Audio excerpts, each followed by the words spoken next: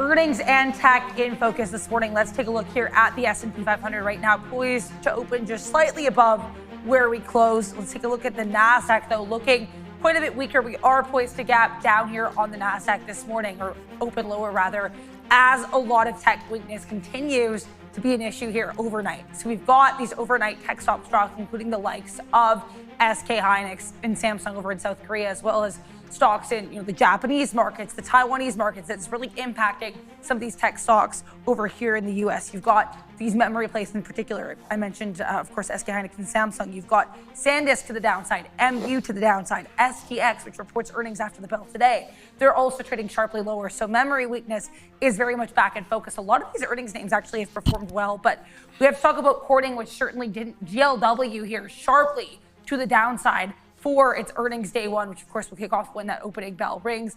Keep an eye on Corning. I believe guidance might have been the issue with this one. We're going to talk about a whole bunch more earnings names, but I really quickly want to do some housekeeping before we do that. I want to just mention, guys, in terms of economic data, you have some numbers coming out at 8:30. Wholesale and retail inventories month over month. You've also got at 9, Case-Shiller 20-year, year over year. This is going to be home price index. So we'll keep an eye on that if there's anything of note there. At 10 a.m., you get the CB Consumer Confidence print, and then you're going to get some appearances from President Trump throughout the day. Most notably, he'll be on camera at 11 a.m., meeting with the Prime Minister of Israel. I also want to take a moment to thank our friends over at Trade Funder. I keep seeing it in the chat.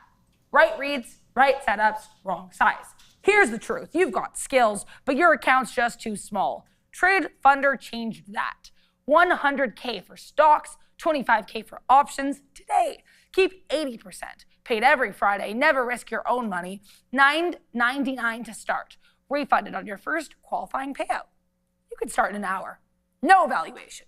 No background checks. Just you and the size you've been missing.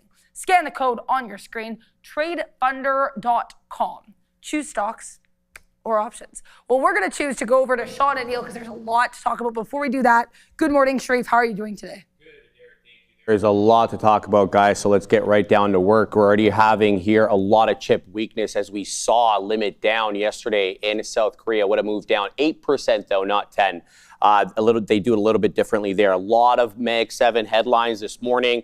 We've got the likes of Amazon shifting their strategy with their Frontier model. We've also got Meta tying up the knot here with BlackRock for another data center build-out, and Microsoft unveiling a new cybersecurity LLM, and then Apple back as the world's most valuable company, decidedly ahead of Nvidia as that one dropped again. And SpaceX, guys, it's already shed the entire market cap of Tesla, and it's about $1.5 trillion off the top. Since it debuted, you got a couple of, well, more than a couple of guys. You got a lot of earnings names. UPS, Coke, both in focus, both doing things this morning. Cadence Design Systems also up nicely here, 3.25%. A little bit of a different look here for Rambus. They're down about 4.5%. And then you got Applied, and then RCL, Boeing, PayPal, a plethora of earnings names as well as catalysts this morning, Adair. There's a lot to talk about here for earnings. Sean, Neil, what are you guys looking at today? Hey, good morning. I'm looking at a plethora of piñatas, and everything's bursting badly, unfortunately. Well, I mean, if you're McDonald's and Coke, those are both up today. I saw Johnson & Johnson's up. J&J's up today. Microsoft actually made a little bit of a bounce, so that's going to be up. I mean, healthcare's not doing too bad, but Corning. Yeah, I like that stock. I don't know what happened there. A very small miss on the revenue number. Bad. No, the margins were good, which is, I think that's a big thing. You want to see if people can hold up margins, but 16% down, and it was even lower than that here. So yeah, kind of a rough start. Obviously a bad overnight for a lot of chip names, as was mentioned up at the desk. SK Hynix gets to report, so we'll see if they're able to do something. It'll be obviously Asian company, so that'll be like late tonight. But yeah, a lot's going to be at stake. You've got DRAM, so the memory names are down almost, or gapping down almost double digits. I don't know what DRAL is, but DRAM is down 8%, and that's making some fresh bottoms. So Micron in play, SanDisk both getting rinsed here this morning. Bitcoin's back underneath 64,000. Oh man. There's not a heck of a lot. Hey, there's one more name that's actually up. Here, talk about some names that are positive. Boeing. Boeing wider loss than expected, but they're up a point.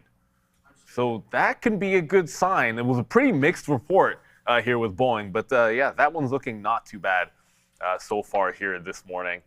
ES is in the NASDAQ. I mean, they're both solidly in the red, but sorry, the ES is flat. It was in the red, actually just went green, but the NASDAQ solidly in the red, but not as bad as it was yesterday. So it seems doom and gloom, but it's so chip heavy that there are some kernels of strength. It's not like this is an everything pullback in the market. It's very, very heavy chip related. Yeah, exactly. And that's why we always talk about trying to be diversified, right? I mean, really happy that we started talking about Johnson & Johnson a while ago at 220. Now it's at 270. It wasn't even that long ago that we were talking about this name down here at 220. Give us beginning of June, mid-June, end June, early July, 229.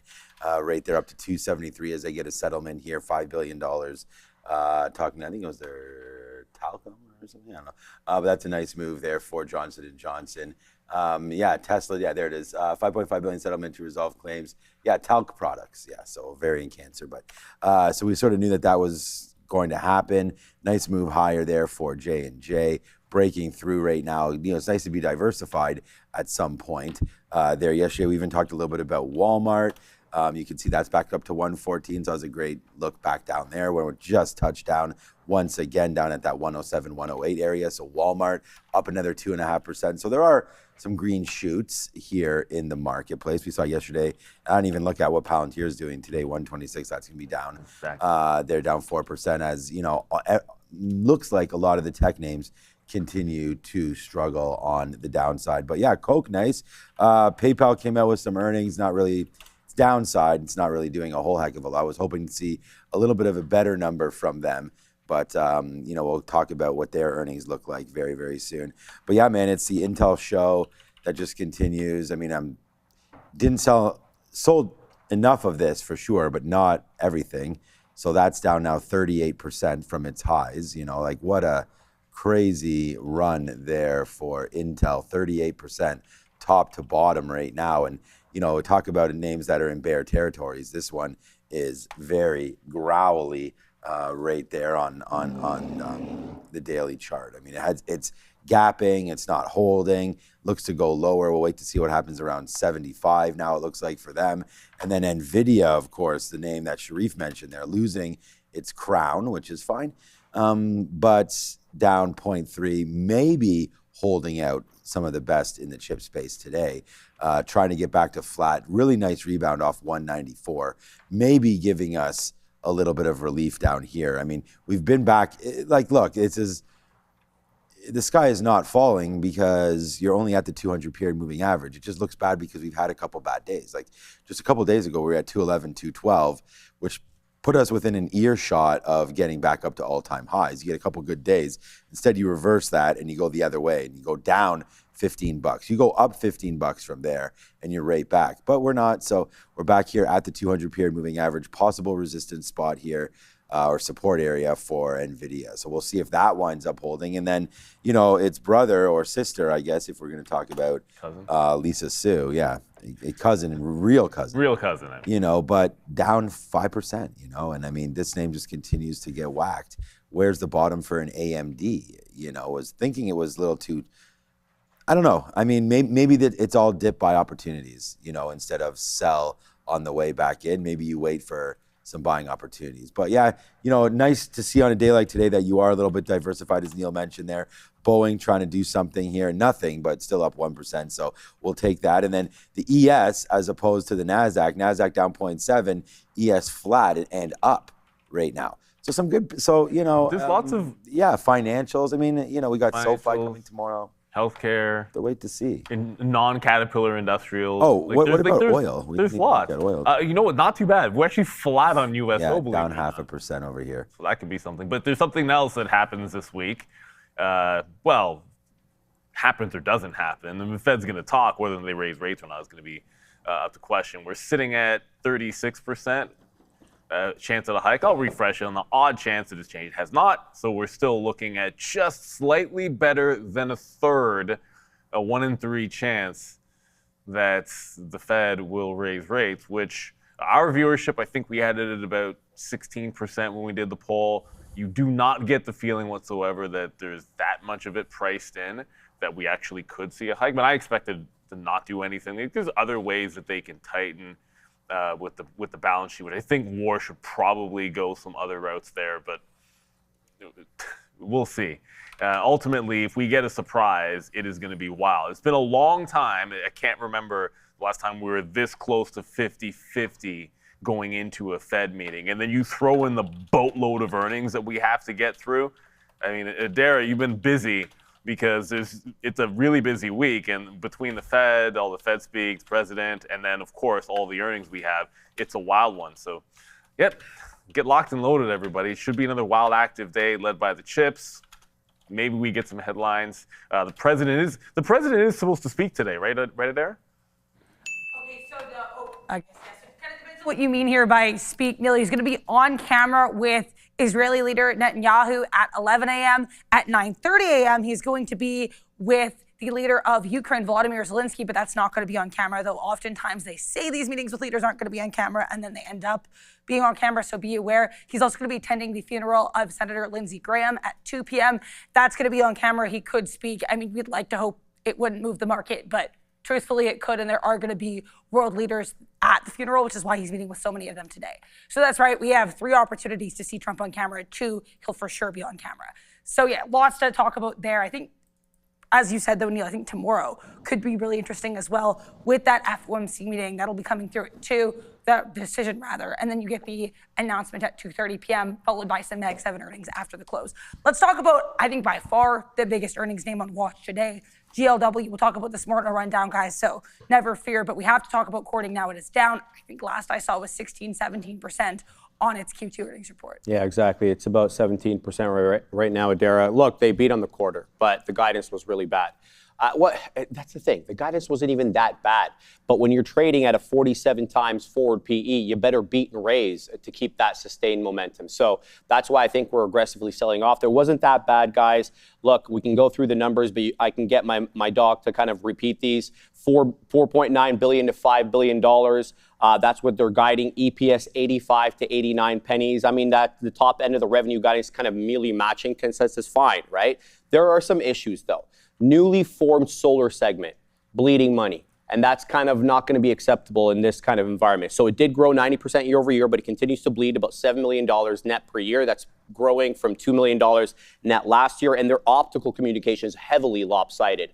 Mostly all of the income generated the revenue generated was generated from hyperscaler enterprise network, which surged 65%. But when you look at their other segments, specifically telecom, there's almost nothing. We're talking about single digits because of the disciplined CapEx of the legacy telecom makers. So you've got some decent stuff here. The legacy glass innovation as well barely grew a meager 1% year over year, up to $1.46 billion. So it's very much concentrated in the AI data center segment, Adair. Yeah, quite the report there for GLW. Again, we'll get more into this in the rundown, guys, so never fear, lots of earnings to talk today. But in the meantime, you guys looking at GLW? Trying to figure out where this thing could bounce.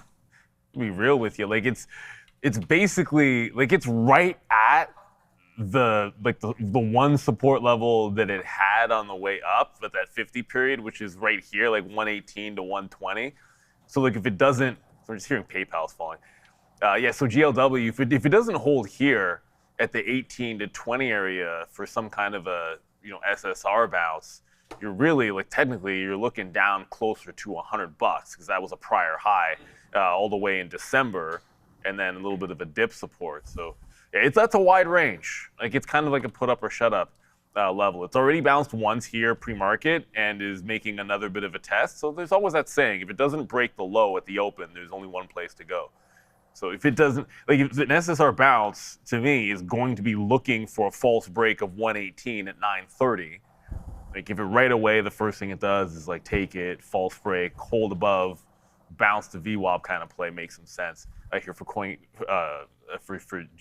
it's just an unbelievable fall. Because you would have thought the way that everything was selling off yesterday, or at least going into this, right? Like look at how big the pullback was. They were sort of poised. It's okay, don't stink here and should be all right, but that was not the case. It seems like there's just this swath of selling first, and yeah, they're not being very, very subtle about how much selling and rotation is going on out of this AI play. So if it's 118 at the open, then that's probably the one shot I will take at it. Because if it breaks that and it loses, I don't see any obvious levels that are out there on GLW. So yeah, we'll see. Probably take one shot at it for an SSR bounce.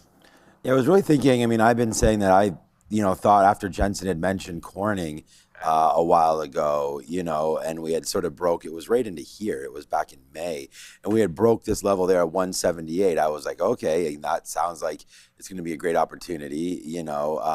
Corning, getting into the glass and getting into transfers through glass. And the problem is data transfer and whatnot. The problem is like the whole space right now is just getting clobbered. And if you're going to come out with a report, it's not even, as we just mentioned there, it's not even that bad. This is unfortunately what's been happening. Like I'm worried about Marvell, and things like that. Like what about if you come out and you miss on your margin, or you have a little bit more spend than the market likes. These guys 85 to 89. Their guide on the EPS, which is right in line with everything. I don't know. It just once it broke right through here, some of that level that we had before that sort of Jensen pop, I guess it defended it for a while. Got up to 260 from 180. Like, how are you supposed to know that this is the top? There's a little bit of a doji star up there. I mean, it's a quite large one. That could have given you some indications, but that indicated the very next day we were down. Looks like we were down 10% or so that one day right there. And then the cascading just continued, and it never gave you many opportunities to get out. So when this report comes through, people are just selling it and asking questions later. I think it's a buy down here if we believe in the data center rebuild at some point comes back into favor. But I don't know, down 16%. I'm not in this name, but I still thought I liked the story. I guess it's a good thing we are not in it right now. But breaking back down below. You never like to see a 200 period taken out. As far as a day trade today, I mean, I'd want to see this get above the 200 before I even look long on it. So I think you just got to look short. And we say when there's a gap like this, and I don't think the expected move was 16%, maybe 7 or 8%. We could check yesterday. Adara had that. When there's a gap, we played a VWAP. So I would have to say a 124 short for me would be in the call right now. Normally that means there's a story where's the headline? On our screen. But anyways, when there's a gap, played a VWAP. There it is. Apple discontinues iPhone upgrade program. Oh, in the US. Yeah, you can go on their website and actually upgrade your phone through Apple. So I guess that's what they're doing. Discontinues iPhone upgrade program and iPhone payments. Well, I mean, you can get that through. I mean, I would have thought you could get the payments. I thought they're doing stuff through Klarna and through. Yeah. This is not even. Apple launches new Klarna-powered leasing program, giving customers more flexible. Okay. Here. So there we go. So. Just as we talked about, this is a nothing burger story. If anything, this is a good story for Apple. Yeah. Finally starting to, we know that it's going to be a little more expensive, right? So why not put them on a payment plan where you're going to have zero interest probably, and it's just a more flexibility in, products for the consumer. Yeah, that's exactly, the exact headline. Oh, that is what it says. Is that giving customers more flexible ways to upgrade iPhones, Macs, iPads, and Apple Watches. It's not really moving on the headline, but I mean, whatever. It's, again, like Apple just continues to make fresh all-time highs. Probably hits the 5T mark. Obviously, every time Apple seems to cross one of the trillion marks, it tends to have a little bit of a pullback at some point. So past Nvidia, they're now the biggest company again. I think it was 4.95 trillion. So it's like a stone's throw away from hitting the 5 trillion mark, and needs to break that 340 to do it. So probably needs, a dip back into 335. Like that's exactly where it held, and then was the prior high. That would be a good consolidative range if it's going to hold near close to 5 trillion. Yeah, so that seems like a positive headline here. Not really moving the stock, unfortunately. But. Yeah, I mean, I like that. Apple's going to be more expensive, and apparently it's all their products, right? It's iPhones, them, Macs, iPads, watches. So great. Shout out to Klarna. Their symbol, Klarna, they're not. Wait a minute, they were supposed to come public. Did they come public? They are, right? They are. It's on the news. Yeah, KLAR. Yeah, okay, there it is. All I was thinking about there was a firm. I was like, a firm. So Klarna, this should be. Yeah, okay, well, Looks like a good story for them, and then not so much. Right back in again for Klarna. So, you know, the one that seems to be working, I mean, in fintech land, I mean, this one's actually pretty good. You know, it's had its ups and downs, not naturally, but yeah, Klarna actually looking pretty productive. Would have liked to see it, you know, on this story break near 20. Looks like it tried to do that, then right back in. AFRM is, it has been better. They're a little bit of a better, again, none of them really have moats around them because you can see it's quite easy to get into the business there, but it's about who you're partnering up with.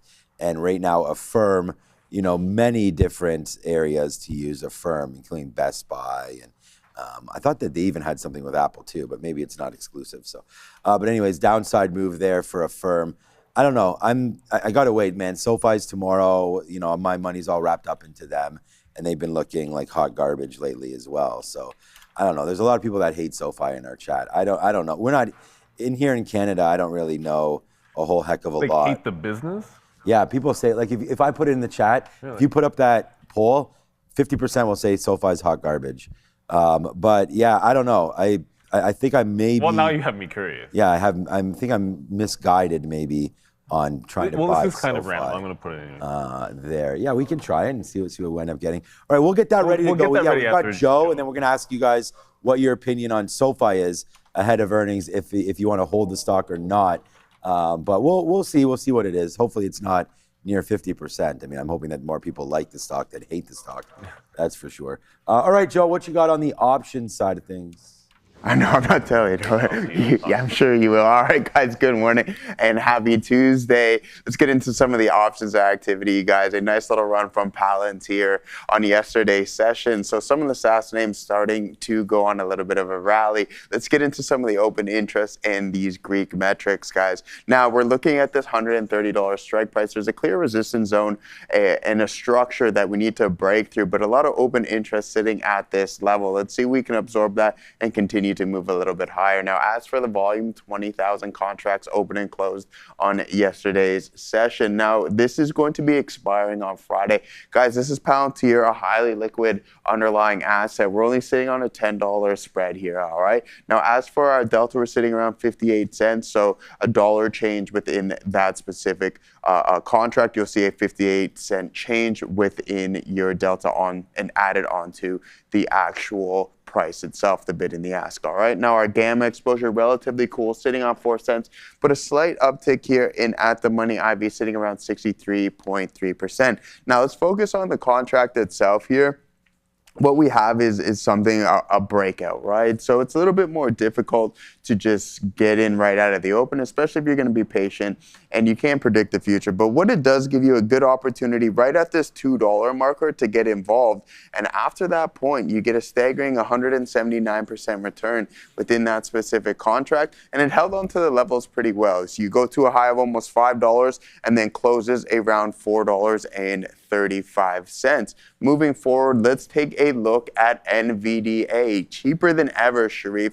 Apparently trading around 2015 levels, but it doesn't matter. The technicals are still screaming a little bit of a breakdown. So what we want to focus on is this $195 marker. If this level breaks, then we might head into 190 and maybe even sub 190. But what we want to see is, are we going to form a base, and is this going to be a big enough support level and enough supply here in order for us to hold up? Currently we are, but anything can happen after the open. 23,000 contracts at that level, and then also 24,000 contracts open and closed on yesterday's session. Now, once again, highly liquid underlying asset. You're only sitting on a $10 spread. This is going to be your collector side of things, $3.35. That is going to be expiring this Friday. Now, in order to collect the full amount of premium, you need NVDA to stay above $195. Now, if you're going to be looking to purchase the contract, $3.45 there. Now, 42-cent delta gamma exposure sitting around 3 cents, and you're at the money IV at 50.3%. Now, moving forward, let's take a look at the contract itself here, guys. You don't typically see this within some of these, but this is also a put contract. A 5% down day can lead to some staggering put increases here, Sharif. 383% on this specific put contract. So if you happen to buy this, then congratulations, a solid return on NVDA. Let's see if this 195 marker can hold up for the remainder of the week. Let's send it back to Neil and Sean. Thanks, Joe. And that would be that 195. It's also that 200 period. Like that's where it bounced yesterday, and it wasn't even that good of a bounce. If we're being real, like it bounced off 95, got to 98, so it went like 1.5% there, and then we gapped back underneath it. So that's a very, very muted bounce. But still, a bounce is a bounce, and it's back above it now. So it really needs to hold on to this level. You can already sort of see like as we're getting higher in the market. Here, we're just going to pull up the NASDAQ here. Might as well. As we're getting up here in the market, you start to look at, okay, well, when we get to that early morning resistance and then kind of the afternoon resistance levels up here, like you don't have that far to go where you get that real first test.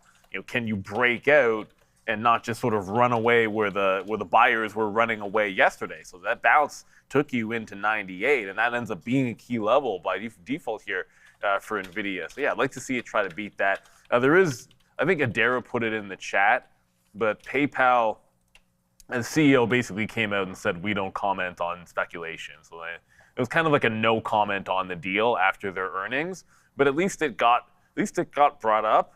I mean, the other thing too to consider is PayPal got an offer at $60.50, so it gives it a little bit of runway. Would have liked to have seen them just say, oh, it undervalues the company. Like that kind of a response, I think, could have made the stock possibly break out. But it has held on, and Sharif was rightfully pointing this out. At least we were talking about it before we came on camera. If you look at the gap up, maybe it's easier to see on a 15 if I zoom out. There you go. If you look at the gap up, it sold off that morning with the profit takers. Makes sense. Never broke out that first day high at 57.5. So it's basically been holding the entirety of the range. And on earnings, if it doesn't lose that day one support level, this has a decent chance. What I was hoping to hear from them that would have made it a more obvious breakout trade is like specifically saying something inviting to a higher offer. But they didn't go out and say that. Either way, it's still looking pretty strong. Whether or not we get a retest of that 53.5 to 54 seemed a heck of a lot more likely before the CEO opened his mouth, but still a chance. So that one's got to be on watch. Another earnings name, but at least it's up. An earnings name that is up today, PayPal. Yeah, I mean, like PayPal. I mean, Block XYZ is another name to look at here, but it's again doesn't have that bid underneath it, so you're kind of swimming a little without a life preserve here. But this looks like it's getting through $82. I mean, you want to talk about a potential good breakout here. XYZ looking much better than PayPal. Like I don't know why you wouldn't want to go after Block. I know they're completely different business, not completely different, but different businesses. But Block looking pretty good here as a potential breakout on the chart. I mean, you're not going to get too many names. I mean, who would rather be in Block than Nvidia? Like you would never thought that, but this year so far, if you bought some, Block, you would have got it at the beginning of the year at $65. You're now at $81. So it's a really nice move there for XYZ as opposed to what's been happening across the board, even with PayPal. Considering they have that bid and it's still only $55. So, Block working. I mean, there's some fintech names that are working and some that really aren't. Upstart's another one of those names here that if you look at the daily chart, this one just straight to the downside. As we looked at Klarna, we looked at some of these other names, really at pressure points, and you get a name like Block that's all the way up here looking to break out. So just a battle of two different. I mean, Upstart funding newer startup businesses, venture. Yeah. Oh, he's here today. I wasn't sure if you were here there. I didn't see the car down there, but I guess you're parked. You're not here every day, first of all. And second of all, where were you on Friday? Shade. Working from home. I know. I'm not saying you're not. I'm saying you're not here every day. I'm not saying you're not working every day. Working from home. Yeah, exactly. Supervising various things from home. I see all that bacon. I see what you're trying to do. The extra bacon keeps the beard fresh. But what? You're parked on the second floor? The second? No, I washed the car, so I moved it. So I had to concrete test.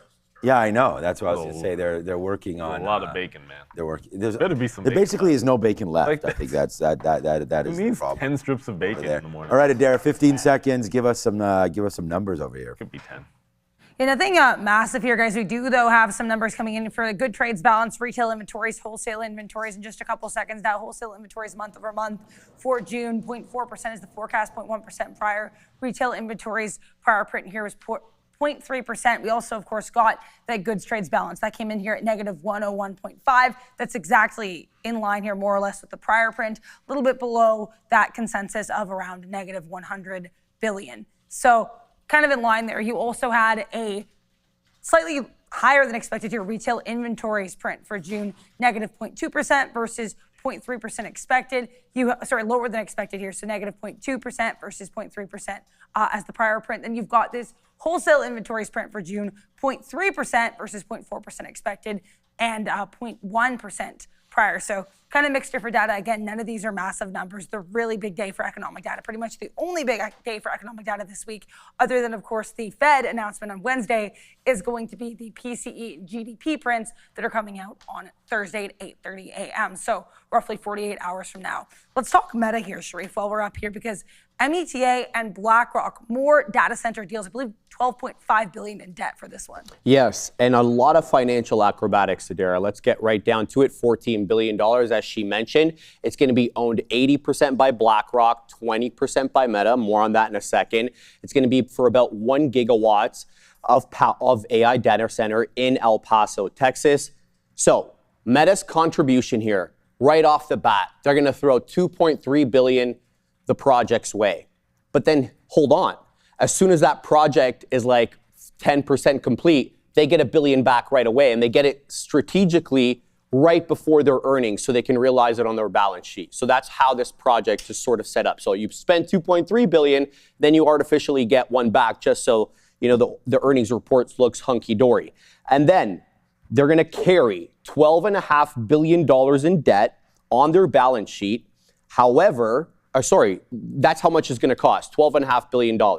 However, they're not going to carry it on their balance sheet, but they're going to act as a guarantor for that $12.5 billion to the tune of actually $13 billion. So they're taking on more guaranteeing than the project is actually worth, which is really interesting here. Then it's going to be a 4-year term with options to increase up to 15 to 20 years. So they'll have some flexibility there if they want to kind of change operations, with all the technology changing.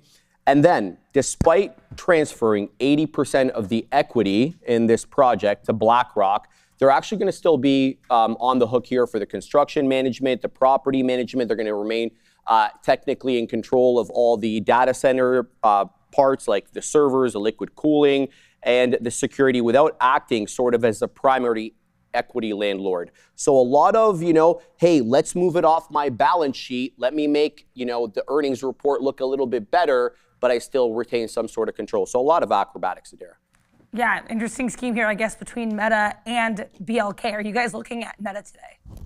Scheme. I was looking at Randy's bacon, but now it's gone. No, he's not done it already. Oh, he's done it already. He went to go get more. That's crazy. That's Steve. crazy. Well, Meta's hoping that these data centers will bring in the bacon, but at the rate they're going, see, basically, think of it this way: these guys they're all spending. They're basically spending like drunken sailors here, and ultimately, when I look at what this monthly candle's about to do, I mean, it doesn't look great. Whoops, there we go. It doesn't look particularly great. Like on the monthly, this is now the second time in the last half of the year where you've had this false break. It's at 680 you can't get past, and false break over $640, and then we're closing lower. So this little downtrend that we're in on the monthly seems like it's pressing lower here, because is this month, we only had a couple days left. Are they really going to be able to pull a rabbit out of the hat and close green here and maybe get back above that 640? I think that seems like a tall tale. For the trade today, it's not really at the top of the radar, but look at the pattern. If you're watching Meta today, well, Friday and yesterday were literally identical. Effectively. 610 top, 595 bottom. Oh boy. So there's really only one level to look at. There's 2 levels to look at, but that resistance at the 610 is what you're going to have to chew through. Not moving a ton, but it is worth noting that it's up 1% into a flat ES and a down NASDAQ. So there's some relative strength there in Meta, which is kind of why I feel like maybe that's not the one that you want to look for the short, because if you're looking to pop and fade, probably I'd rather do it on something which is holding relative weakness as opposed to relative strength today for Meta on that, I guess, on that headline. Although I can't imagine that that's the real reason. I think some of the mags and software names just seem to be a little bit stronger on a lot of days because it's so heavily chip related. But yeah, I don't like that monthly chart at all. Yeah, no, I was looking at Meta. I already have it up myself, and I was just saying, like, honestly, I feel like they're just obviously not performing that well right now. I mean, we got a lot of upside action in Meta, and then we just fell off. I mean, it got close to trying to hold some of these levels, but then it's just been like, now you're just bleeding, like one up day basically in 2 weeks. Looks like today we might be able to buck the trend with the NASDAQ trying to battle back here. It's nice to see. But yeah, man, so many good things. Subscriptions, the compute, now more deals, data centers opening up some here in Canada, and it's still downside. It's still downside pressure. So I mean, we have, what is it, Thursday or whatever when Meta reports. So we're gonna have an interesting report coming for META Meta, and today looks pretty good, right? Pretty nice moving to the north side here is Meta. So we'll see if it can wind up holding. We always look at 200 period moving average. It's 596. Seems a little early to make a call there on Meta, but yeah, maybe, just maybe, as the NASDAQ down 0.7, we can get Meta going upside.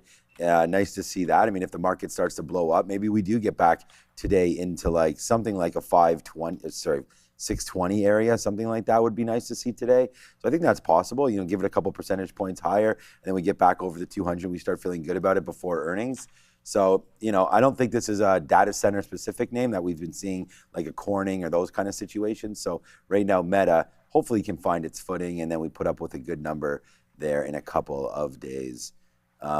Yeah, I mean, Visa, we looked at some of the... It just bounced a couple points. Yeah, I was going to say, what's that looking like on the daily over there? Yeah, cut 7% of the workforce, 2,600 jobs. I mean, obviously, no one wants to see anybody lose their jobs. Kind of gapping. There's not a lot of pre-market volume here on Visa, so gapping to about 370 to the upside, and a breakout of sorts. Here, we'll zoom it out further. So it's like a breakout of sorts from local highs at 365, but we're looking at about $5 until you actually make a breakout of the top here. So yeah, Visa looking fantastic.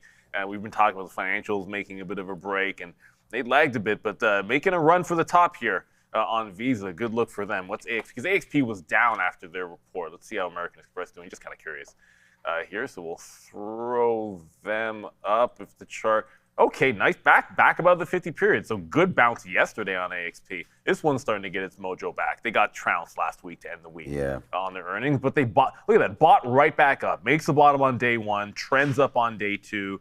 Look to see if it can hold that entire gap fill. Yeah, so the financial sector's been absolutely fine if you're looking at the big banks, and looks like the credit card companies doing okay as well. Let's talk here about some SpaceX. Before we do that, though, I do want to mention, look at USO, because we have some comments coming through here from President Trump about Iran. He says that, quote, Iran came out and said we are talking. Last comments I heard from Iran were not necessarily that, but if we do hear anything else, of course, we'll keep you posted. He also said that Prime Minister Netanyahu, he's going to be meeting within a couple hours, quote, wants us to stay involved with the Iran war. So it sounds like there will still be some involvement here, of course, in Iran from the U.S. As I get any more comments, I'll keep you posted, but it does sound like there are some comments being made here by President Trump on Iran. Let's talk about SPCX. I was just reading, apparently a lot of Congress people already involved in this stock here, Sharif, but if they got involved with the IPO price, they are definitely not in the money because, as you said before, right, as we did the intro, this thing has fallen quite notably, especially when it comes to market cap. Absolutely, Darryl, to the tune of $1.2 trillion. That's how much it's lost off the market cap. 225.64 is the all-time high.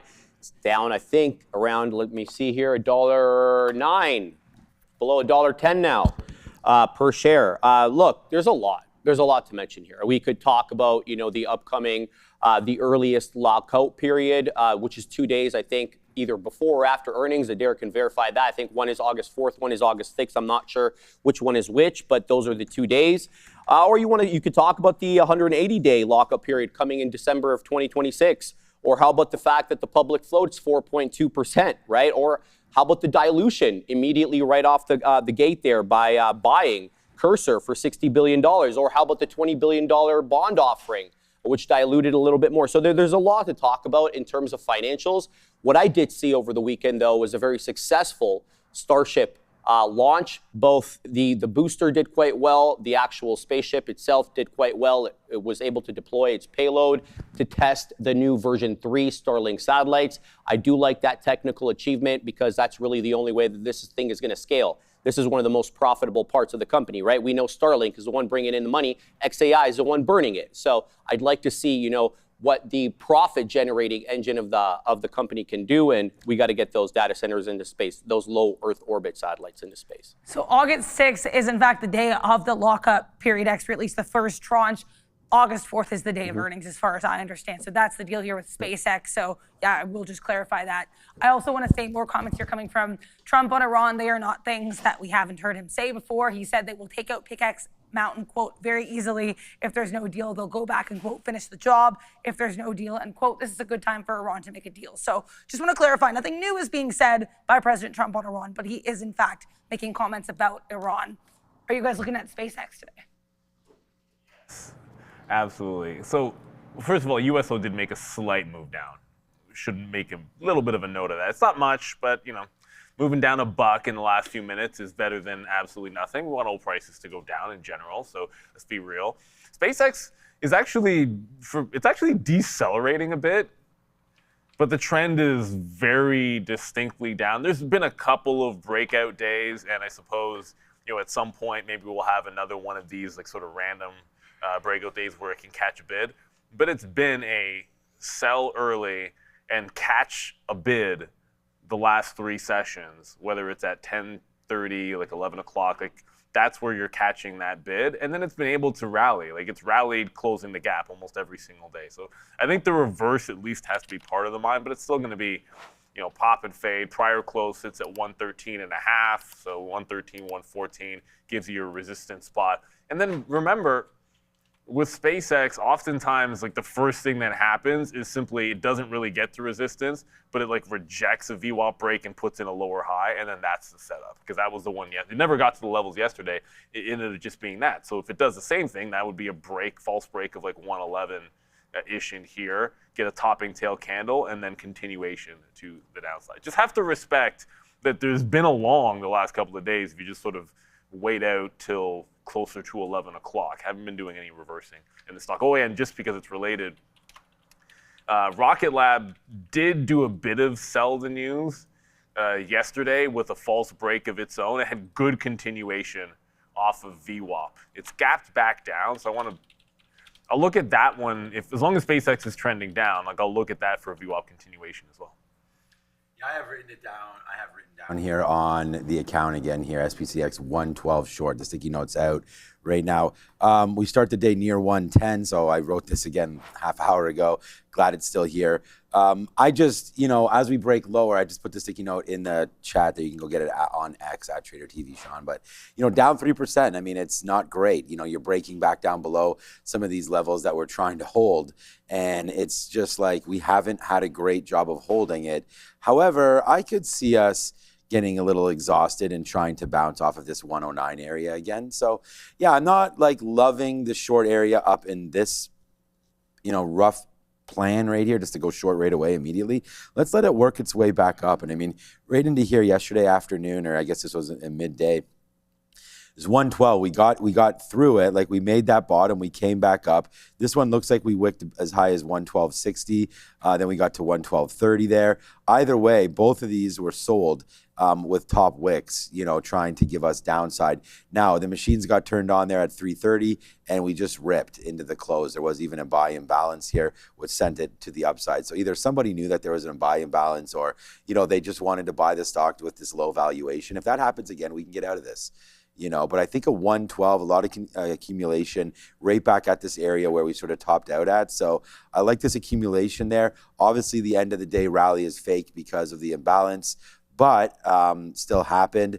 And then now we're pulling back in. So I think if we can get a little bit of a bump up into this 112, 113 area is where SpaceX probably finds a home, and we can begin shorting it then. And if we're wrong, we can get out it for a buck, around this 113. I don't think that that's a horrible idea at all. Get short around this 112, give it to 113, maybe 113.50, whatever, depending on, what your share sizing is and what your day looks like at that point. But I don't think that's fine. If the market's ripping and space stocks working, Rocket Lab, Astis, all this kind of stuff seems to be working, then we can get out of this name. If for some reason, people are starting to put some risk on into SpaceX, it's August 4th. So we're now moments away from their first, quarter, and we'll see what that looks like. But I just think the sell pressure continues until we exactly get that quarter and we know what's happening. So for me, SpaceX, just on here, on the sticky note, just remains a short. We have TQQ short, I have Google long, I have IBIT short, SpaceX short. So that's what we're working with right there. You can go find out what's up with it. I'll put it one more time in the chat there. Make sure you grab that, Sharif's morning note, and grab our watch list as well, as everything is loaded up right now and we're ready to go. So yeah, it should be a good day here on SpaceX. I think lots of volume. And I see Lindenmeyer in the chat as well, thinking that this is a good bounce spot. Yeah, I mean, maybe it is, maybe it isn't. That's why we're ready to go. We have our plan. And I saw Tisha in the chat talk about, trade your plan and get a plan in the first place. So that's mine up here around 112. So we'll see what winds up happening here on SpaceX. 846 right now. No early guests. We have the upgrades and downgrades. We had our options with Joe. We have lots of stuff happening on this side as we continue to watch a name like Corning, get lower. Into 118 now, bouncing off 116. We'll see what's happening there with Corning. NASDAQ trying to battle back. The ES is going. We were down almost 1%. So here we go. Nice little battle back here for the NASDAQ. Whenever there's a lot of washout overnight, I always feel like there is an opportunity to bounce back up, and that's what's happening right now. And the TQQ, I wrote down 63 area short, so we're getting close to that as well. A little bit of a bump up in the market, and we're in a short territory for myself. So we'll talk more about the NASDAQ. Seems like it's going to be a good one. Joe's ready at the big board with his upgrades and downgrades. All right, guys, welcome back. Let's take a look at some of the analyst actions here this morning. We're going to kick things off with some downgrades as we typically do.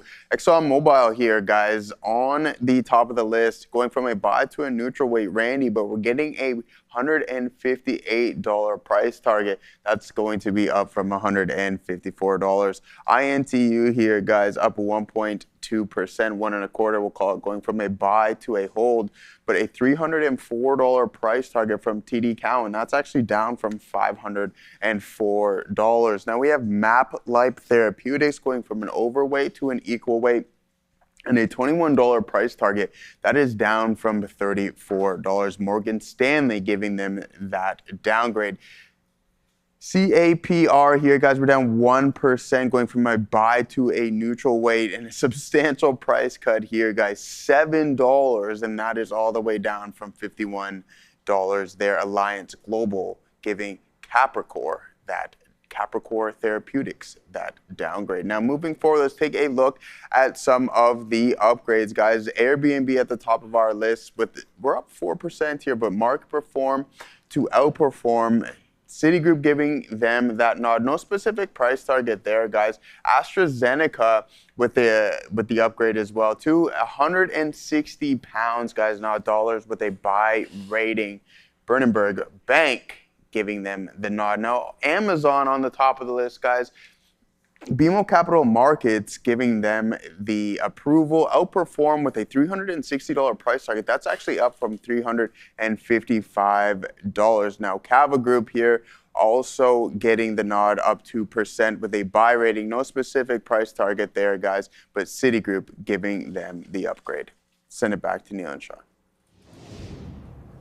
Thanks there, Joe. I think one of the name on that list that actually stands out. It's weird. I don't know. I thought I saw it say that Airbnb was up 4 points. It's barely up. It's flat. It had a great day yesterday in trading for Airbnb. It was up about $5, so it was up almost 4 points there. But this is one that looks like it wants to break out realistically, we always say there's something that you can always find something that is trending up.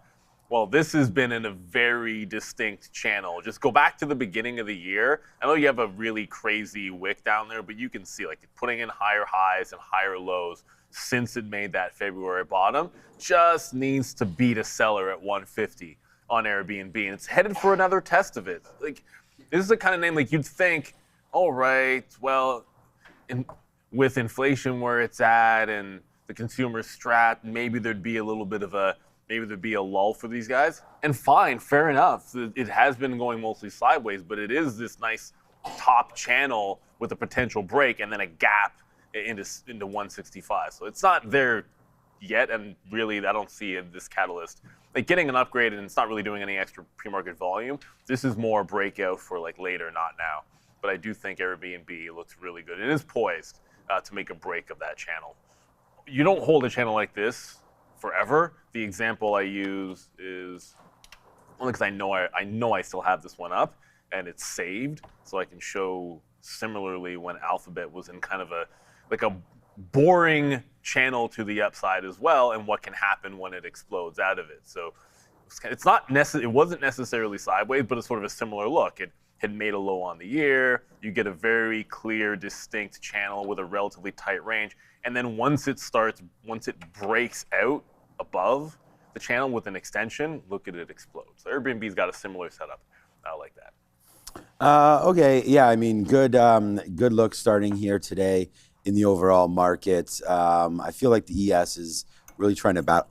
Again, one thing that we'll keep our ear to the ground on this one, but also yesterday's USO move, right, was quite negative to the downside right here on USO, and it looks like it's trying to continue today and looking like it wants to take out some of this 123 area. With President Trump meeting Zelensky later on here today, we'll see if something gets resolved a little bit more on sort of the global tension side, and then that should ease up again on USO. So down 7, 8, 9% yesterday. I think it was 9% at its lows there, giving back a little bit more today. So it's a good move lower here on the oil front. So USO looks like it wants to keep pushing just a little bit lower here, down 1.15%. So yeah, I like this look as a name outside of tech, outside of the overall market that we can look at as a downside take right there. Some of those names on the upgrades and downgrades, Capricorn, things like that.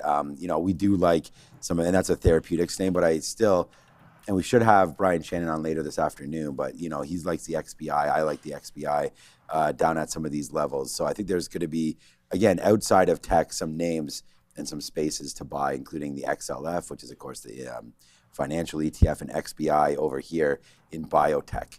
So I think that there's going to be some good opportunities soon, if not right now, to get some money to work. And we did see, I don't know if J&J is keeping up with its pace. It's coming back in a little bit there. But yeah, settlement there on the talc, 5.5 billion. They like that one, but it's pulling back just a bit. They've already reported. So J&J, they're breaking through 265, 270, and now trying to get just that bit higher now, up 2%. So yeah, some good talk here and some good names outside of the generic tech names that we always seem to be looking at. Definitely liking, Neil just mentioned Google. I stepped in and got some at 320. We'll see if that's a good price or not. Holding out hopes today on some positivity, so some names that are up. Meta's up, Google's up. We mentioned Microsport tomorrow. I'm not sure if they're up today. Are they up? Yeah, they're up. Yeah, 1.6%. So yeah, some nice climb here in some of these names that we maybe need to start looking back. Maybe it's time to get back into the mags, MAGS. Let's wait. Look, we got a report this week. There's still 3 of them to go. That's the thing. So you got to wait, but another beat up. If you want to talk about the Nasdaq being down at 10% or so, very similar here to the mags. As you can see, 71 high back to 63. That's 10% right there. So just following the Nasdaq, another way to play, tech names without getting caught up in huge data center plays like the Marvells and whatnot. But the mags just the top. But then you got to take Tesla. As you were mentioning, just not to go back to J&J, but there's a lot of names generally in healthcare which are looking really good. I come back to whether you like J&J, whether you like, I saw AZN was on there, but whether you like an AbbVie. We always get questions about like Pfizer at the bottom. And just to reiterate, even within a sector that is doing well, you still want to be in the better names. See, look at Pfizer, and then we look at what is going on with Merck. Literally breaking out in an uptrend. Like uptrend, holds 50, higher lows, higher highs, and then a similar thing going on. Like we just talked about, you showed J&J, like you got AbbVie, which is making a fresh high in here today. Yet there's always these questions about Pfizer. And it's just, it doesn't want to go. You know, just find the ones that are better, and you can, there's always an uptrend somewhere. And yeah, well, Shreve just said bad pipeline. Remember, the other thing to keep in mind, one of the reasons why you're getting a lot more deal making this year, and it will continue, is all of these guys have big patent cliffs. But Merck has a patent cliff looming as well into next year. But they've managed to make an acquisition here, there, and they're just performing better.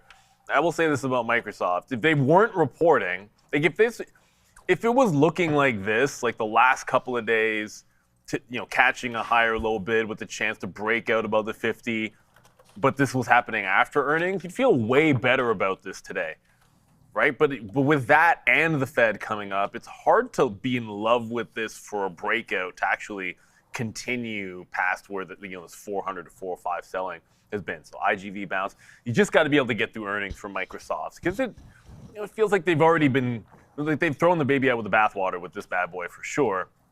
But the question becomes, as the capex keeps going up, like then the market probably doesn't like that at all. So I have a couple of minutes before we get to 9. We never put that.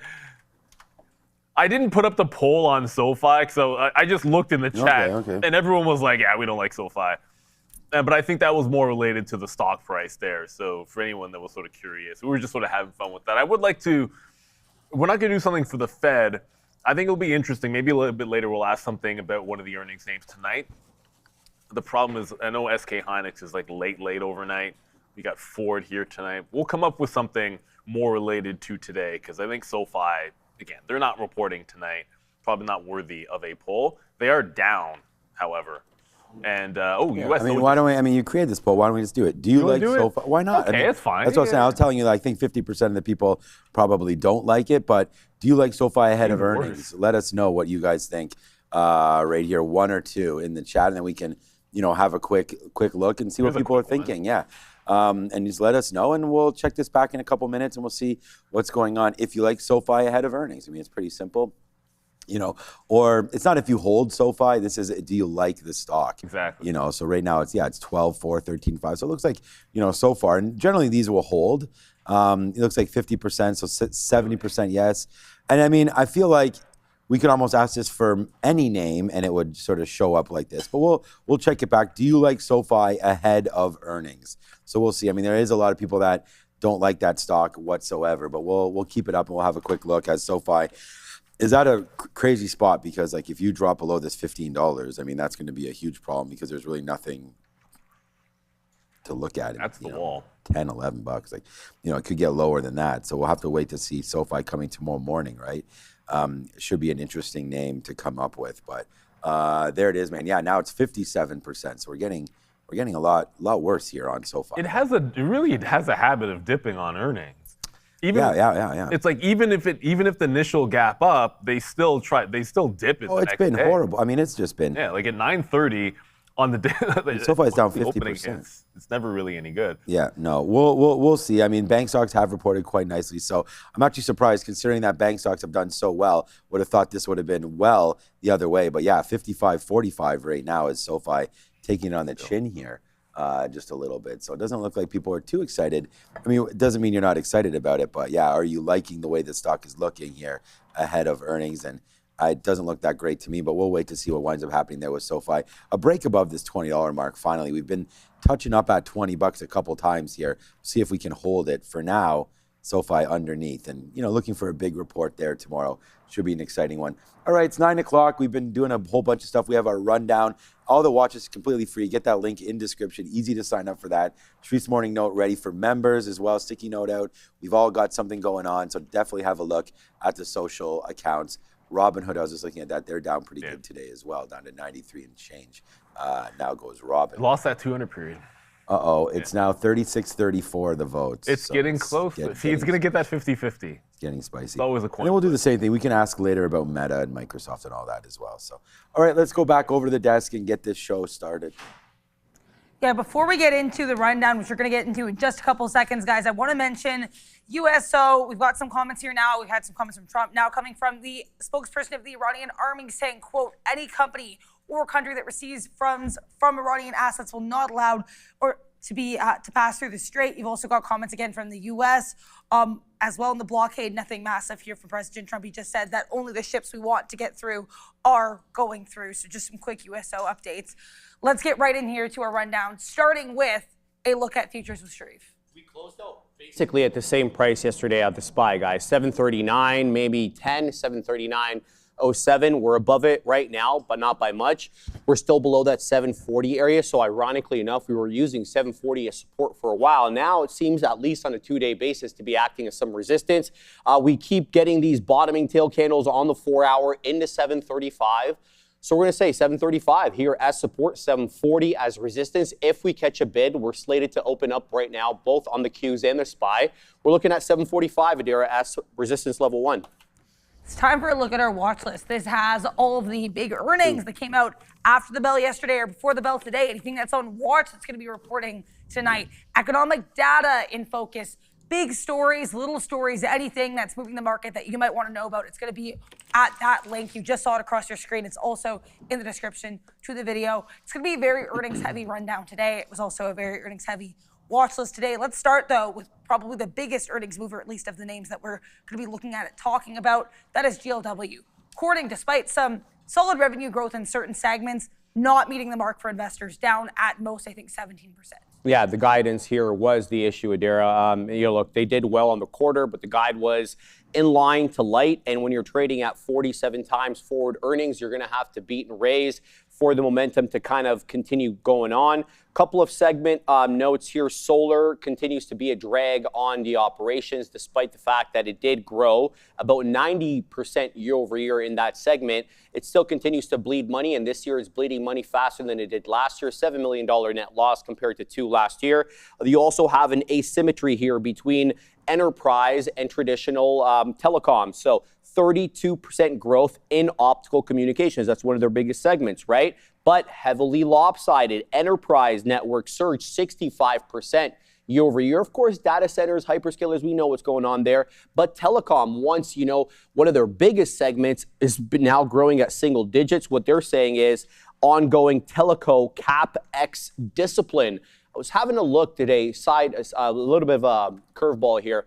Guys, take a look at the chart on AMAT, American Towers, or AMT. Keep a look at that. That feels like it might be ready to go. That is, of course, a REIT, which has towers, cellular towers all over the United States. So interesting look here, Dare. Interesting look for GLW. Also an interesting look here for Newsmax. I have a couple headlines I want to go over before we send you to Sean and Neil. NMAX popping higher on reports that Meta is going to be gaining access to Newsmax's digital news content. So good look here for NMAX. They went public, I believe, April or May of 2025. You also have some stories here for Apple. Looks like they might be wanting to compete with Amazon and Google in that home space here, specifically preparing to release a smart home device based on the Siri AI. Apparently, the Home Hub could be released in between October 2026 and, quote, early 2027. So a couple different headlines here as we send you back over to Sean and Neil. What are your thoughts here on, I guess, any of the names I mentioned, but especially Corning? Well, yeah, Newsmax, that's not a lot of volume for Newsmax, but it is moving a little bit to the upside and not pulling back. Corning, like I said earlier, it still hasn't really lost that low. It did get back, it did get under $118 multiple times, but it's above it for now. It did make a fresh bottom since we came on air and hit 116.6. There's not a heck of a lot. It wasn't like it was a terrible report, and you would have thought there could have been some bounce a little bit earlier than this, 17% down. But the guidance, it's just, it's an interesting one. Like, it feels like your margins can't decline. They need to at least be holding margins and guiding better. Seems to be the pattern that'll at least get you to hold a bid, right? So if you miss one of those two things, or God forbid you miss both of them, what would this be down if the margins didn't remain intact here? Like that's the crazy thing. Like down 17%, I would have expected to see declining margins here with them, but that's not necessarily the case. This is the one level outside of $100 where I'd even be looking for the bounce. So you got to move the target, because I said earlier 118 would be a low, and it's a false break of the low for a bounce. It's about the only play I'd look for long, meaning bottoming tail candle, something like this at the open off the low of the day, and then try to take the break of the next one and play into the volume weighted average price. But this is just another reason to be looking fades. I guess we're going to talk about chips at the end there. I was going to then talk about some pop and fades, but yeah, Corning, surprising. You know, it really does make you think. Like, keep a very close eye on not just guidance. You want to see anybody that's having to raise debt. That'll be an issue, but certainly with the margins intact, I'm surprised at 17% down. But here we are. Adair mentioned Apple there. Yeah, still climbing into the pre-market here as the Nasdaq's trying to battle back. I mean, look what we have right here. It's a pretty, this is an all-time high break that's going to happen like right now. So it's 905, it's 350, 339.50. That's your new all-time high. We made it twice yesterday, and then gave back about $5 out of nowhere, and then rallied a little bit into the close. And now today you're gapping just a little bit higher here, right? And holding out right now at 338. So you got to think about liking Apple around this price, right? If we can come back into 338, I think that's a great little level there for Apple. And I also think this break long is something there too, right? Now the breakouts, I've traded so much better. I mean, yesterday we had this wick here at 334 when it finally came in, right? We waited, we missed the move early, then we sat at the 200 period and got it, and then you saw what happened there. And we were able to get out once it broke VWAP right into here, was what was our last out. So we missed that move up, but then we don't suffer that. So the same kind of thing happens here. Like, if we do come back into 338, I think Apple, I should have actually put this on the note because I don't have it there. I have Google instead. But yeah, Apple down at 338, looking like it's good. And there it is, man. There's the take right now. So you're already right now printing air up there, man. There's been never a chance that Apple has been higher. That's a pretty hype movie. Kevin Bacon. There is never been a higher print on Apple than you're seeing right now. So yeah, giddy up. We love this name. Apple, now the #1 market cap name in the world. And yeah, just continues to prove out that, hey, you know what, man, you make the best products, you get the best love. And there it goes. You just have to hope that Nvidia eventually can do that. But the consumer is so strong that Apple just continues to pump higher here. That deal with Klarna is nice, right? Providing, again, more affordability. People have no problem paying for the new iPhone. It's like they'll take the new iPhone, then like every time they just keep on throwing money at it. So yeah, Apple up 1%. Looks like it continues to go higher here. I like the name, and I think a 338 bounce would be awesome, especially if the Nasdaq gives it up a little bit at the open. But ES still up. Nasdaq trying to take out highs as well in the pre-market. So yeah, it's looking pretty good day here for Apple. Some green shoots in this market, starting with mega cap names. I want to talk about another mega cap name here really quickly before we get into our next story on the rundown. Just be aware here, guys, the information reporting that apparently Moonshot, of course, the maker of Kimi AI, is pursuing additional Nvidia Blackwell chips for the latest Kimi model. So keep an eye here on NVDA. Maybe keep an eye on FXI as well as we get this headline. If we get any more details, I'll let you know. But it's also worth noting, guys, like now it feels like every day around 9 a.m. we get some kind of information headline related to tech. So just be aware, keep an eye on headlines from the information around this time, I guess. But also keep an eye on PayPal. PYPL, you've got CEO Enrique Lores. This was his first full quarter as CEO for the company. And you also have them during their earnings call saying they're not going to address any reports that they might be a takeover target. But let's get into the numbers themselves, Sharif. Yeah, I don't blame him for that, obviously, because that's going to be interesting negotiations behind the scenes. But what we can report on is their actual earnings report, which was not bad at all. Q2 revenue beat here, $8.68 billion ahead of the $8.47. Adjusted EPS 138 instead of the 128. So a nice beat there. Despite the top line growth, though, non-GAAP non-GAAP operating margins contracted about 248 basis points. The company blaming that compression on what they're calling a 7 to 8% surge in non-transaction operating expenses, as well as their growth initiatives. Didn't specify what those growth initiatives were. This is what caught my attention, Adair. We always value this company as having a really good moat because of their active users. They had about 439 million. That's where the value lies. Really, they haven't come up with anything new. That might be now up on the chopping blocks because they dropped, not by much, 200,000 accounts is what they lost from 439. But the point is here, they're not growing, right? So they're stagnant, if anything, and they're losing. So something to think about there. Free cash flow generation continues to be good, $1.8 billion, which was directed heavily to share buybacks. And they bought back about 33 million shares, $1.5 billion. Over the last 12 months, they bought 111 million shares back. Over the last 12 months, 111 million shares, yeah. You guys looking to get paid on PayPal today? Well, if it gets down to like 53.5, Stripe and Advent seem to like them, and that's it's been putting a floor on it. Remember the offer came out, would have been, what is that, the 15th, I guess? So $60.50. The response to that initially was, hey, they didn't accept the offer, and there was no comment from the CEO. Well, the comment was like a no comment from the CEO, so it's not like he didn't say anything about it. Would have loved to have said, hey, we think we're a better value than that. Just sort of hint that you want a higher bid, because I think that's what you're looking for. Unfortunately, like Sharif said, the guidance was a bit of a miss here. Otherwise, I think this would have been, if you hold the low, there's only sort of one place to go. It's filled in the gap on the daily.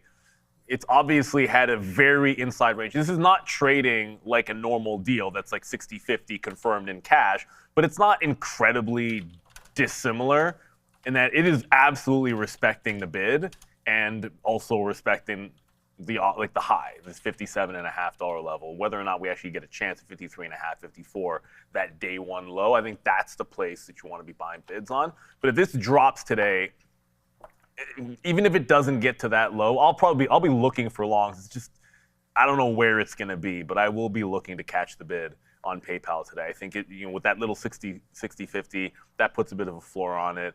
People just seem speculating they get a higher bid. The momentum in the stock has been to the upside. It's got a bull flag on it after filling in this gap. I think it's worthy of a dip buy. Just might have to find something before it gets down underneath 54. Look, I'm glad that just in cruising around here, I was able to find Block. I mean, I didn't even realize how good this name actually looked, bouncing off of, and maybe we got to find out, let's see when they report. XYZ reports Wednesday, August the 5th. So in a week, we'll get Block's report. And this is actually looking pretty nice, looking to break out from last year. This is last year, August. So we've been here before. We had a huge move down, almost chopped in half from $85 down to 48. Now we've held the 200 period moving average. We held it this whole time, which was real nice, right? We were underneath it for basically 8 months. And then now the last 4, we've held. So, and now you're trying to break higher right there. So I think getting ready for earnings next week, I mean, why not have a look at Block and maybe take an option or something to see if they can continue this move higher. But yeah, Block looking like it wants to break out. So if PayPal can start to go, fintech names look like they want to work, right? Well, at least Block does anyways through this level up today. I like it, man. So let's see if we can get some love here for XYZ, formerly Square, and let's just wait to see if this one can take out some of the highs. Is it called XYZ now? What is yeah, it's still called Block. Okay. Yeah. So yeah, nice move higher there. I like it. Again, with crypto sort of floundering down there. It's twice I've used that now. I don't know if it's going to be a good run for them for that reason. And I got to figure out why exactly they're doing so well right now. But I like XYZ here, so ahead of August 8th earnings. So let's remember that. We'll talk about that next Wednesday. XYZ looks to be along to me. What's wrong with $81.50. What's wrong with floundering? Nothing. I've just used it a couple times. I used it yesterday and today. It doesn't seem like it. But look at these charts. Like, there's only so many adjectives for failing, falling, dropping, dripping. Like, trust me, when you're in a down market, there's only so many things you can say about it. But we don't have to say anything like floundering for the next name on the list. Because Coke is popping. Coke pops. That's a good one. It doesn't fizzle. I don't know. Oh, yeah, good one there, Neil. We first have to talk about a name that's not popping on earnings because we are getting some comments here from the earnings call. UPS, this is at pre-market lows, to put it very mildly. Apparently, they said during the earnings call they're, quote, not aware of any volume that's been lost to Amazon's competing enterprise shipping offering. Apparently, that directly counters concerns about customer poaching, but either way here, UPS still very much to the downside, but as we mentioned, very much not to the downside is Coca-Cola.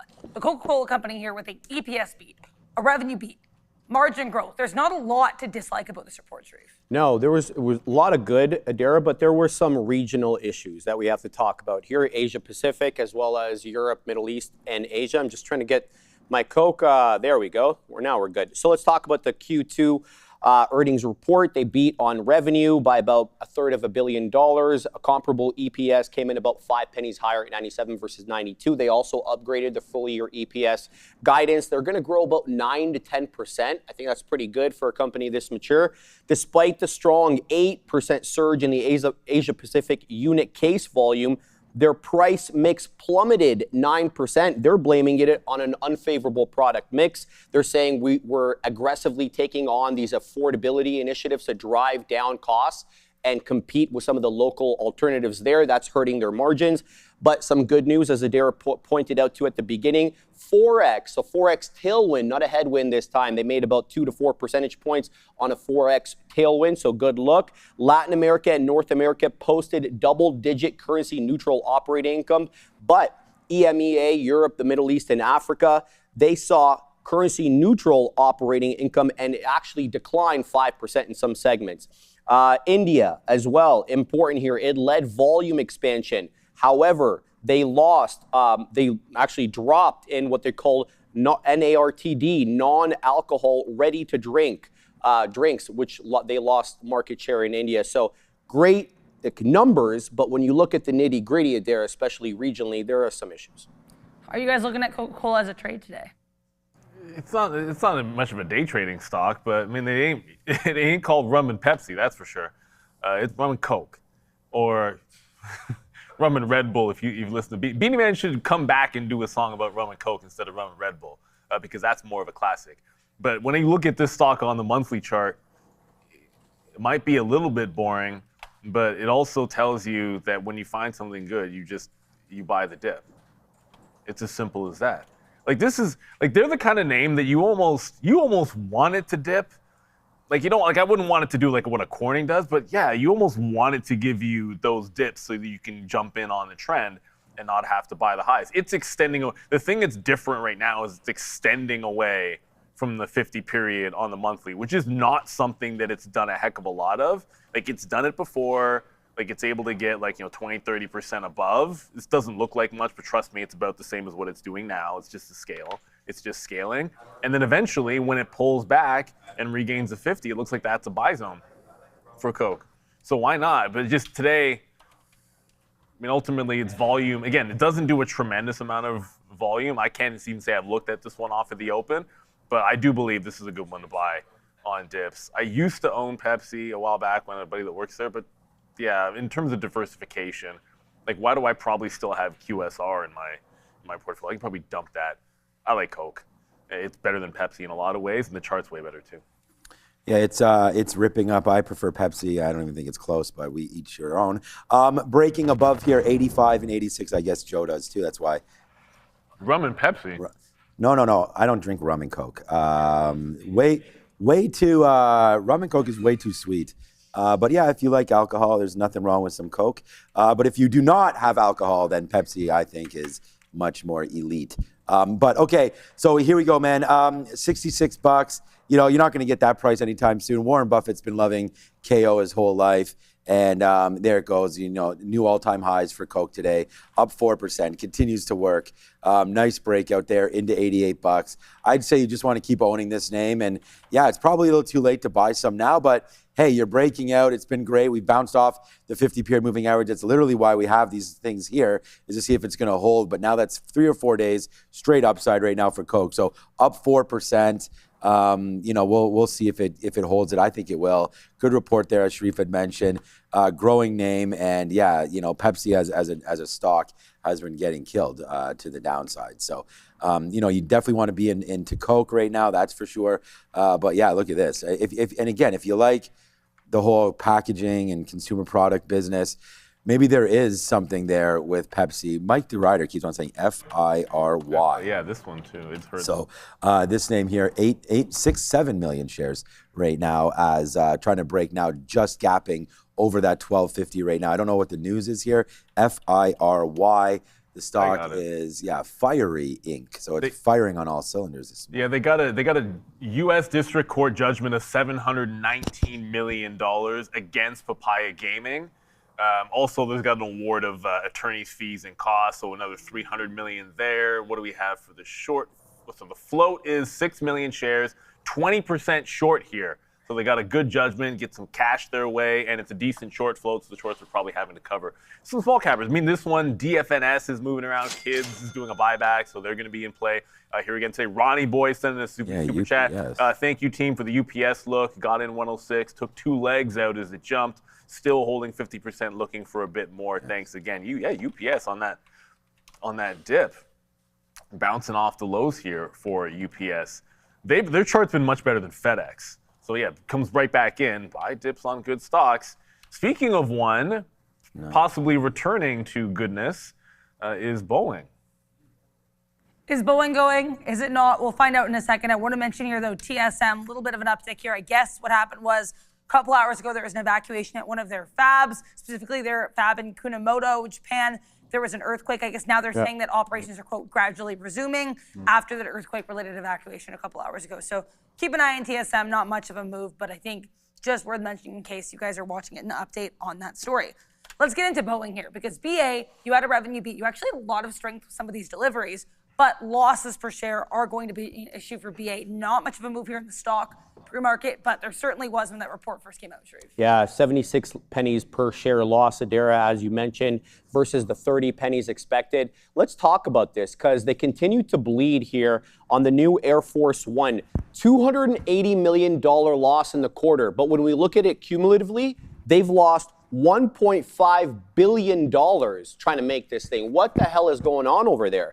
It continues to really bleed. Their entire defense, space, and security contract continues to cap margin recovery. So that's the bad news. But despite the bottom line earnings miss, they did generate $631 million in positive free cash flow. That's up from negative $200 million last year. But there's a reason for that. It's because their customers are paying in advance on commercial orders before they're getting the airplane, so they're realizing this cash now before they've delivered the product, something to note there. And they face imminent operational risks, Adara, at their St. Louis plant, with 3,200 unionized workers voting down the latest contract. That threatens, of course, production of the F-15 and the FA-18. Older aircrafts, but it's not good to have defense-related delays, especially right now. I think you guys can understand why. CapEx as well increased as they allocated substantial amounts of money to their 787 Dreamliner. They're also boosting their production capacity in South Carolina and build-outs in Missouri, where they're building a lot of these airplanes, military aircraft. So, yes, some good, Adara, some bad. Yeah, as is, I feel like, often the case here with these earnings reports, right? There is one more story I do want to mention here with Boeing. Apparently, FAA warning as of yesterday that hundreds of U.S. registered Boeing 737 MAXs could require inspections. There's some concerns here about passenger seats being improperly installed, but apparently only takes like a couple hours of labor to fix. So hopefully that's all good. They just have to do some inspections to make sure that that's not the case. BA, are you guys trying to fly with this one today? Like, give me GE Aerospace over Boeing right now. Like, it just seems like this one's going. It bounced off to 50, bounced off prior highs. It actually looks like one of the biofarm names in that space. But I think Boeing here, like, the good news is, despite the fact that this is pretty mixed, it has been bouncing the last few sessions. I thought a good report had the juice. This is way too mixed, obviously, here, to get you simultaneously through the 50 and the 200. The 50 period and the 200 SMA are lined up together like they're about to death cross. So this needs to take this out. Like, if you sustain this bounce, and it might actually, it'll probably still happen, but it could after a bit of a breakout. So it needs 219, 220 on a break. That doesn't seem like it's going to happen today. Give it the 3-day rule. It's trending toward that direction anyways, but this is, I'd say, disappointing here, unfortunately, for Boeing. But like I say, there's always something that's within a stone's throw that you can say, I like the space, I like the defense aspect of it, and to me, that's GE Aerospace instead, which is confirming its trend as opposed to Boeing still sitting and diddling in the middle. When I put this up on the monthly chart, it's the same range, but put some trust. Since the 2020 bottom, since the pandemic low, it is now putting in higher lows off that 140 level. So it is putting in a wedge for this breakout. But this is a monthly chart.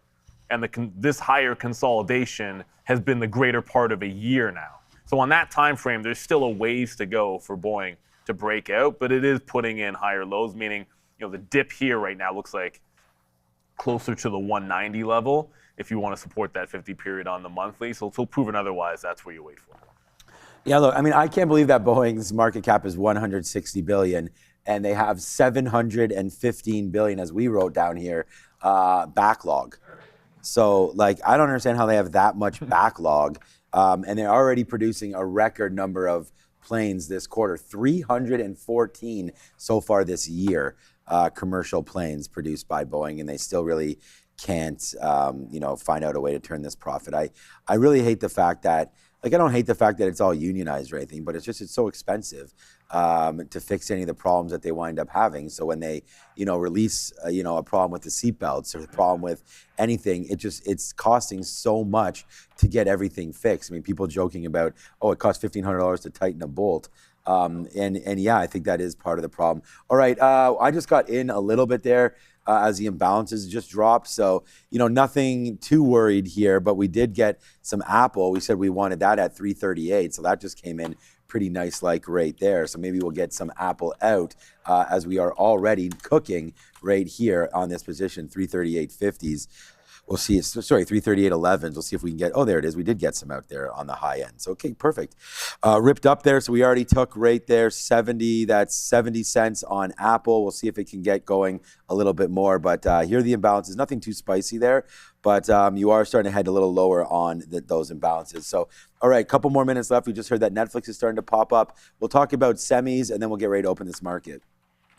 We have here, as we've seen over the last couple days and weeks, this Asia sell-off really impacting what we're seeing with some of these stocks here in the U.S., specifically memory stocks. You've got Micron to the downside, SanDisk to the downside. And again, memory also in focus after the bell tonight with Seagate's report. But yeah, lots to talk about in terms of what happened last night in Asia. Yeah, absolutely. But I'm going to cover a little bit of a different aspect here. I'm going to take ASML because this is what triggered the sell-off yesterday once we got word that the Chinese had developed their own deep ultraviolet lithography machine inside and they were going to be able to mass produce it. So let's talk a little bit about this. First and foremost, it's far less efficient than the NXT machine, which is the latest and greatest version of deep ultraviolet that ASML has. So ASML does about 6,000 wafers per day.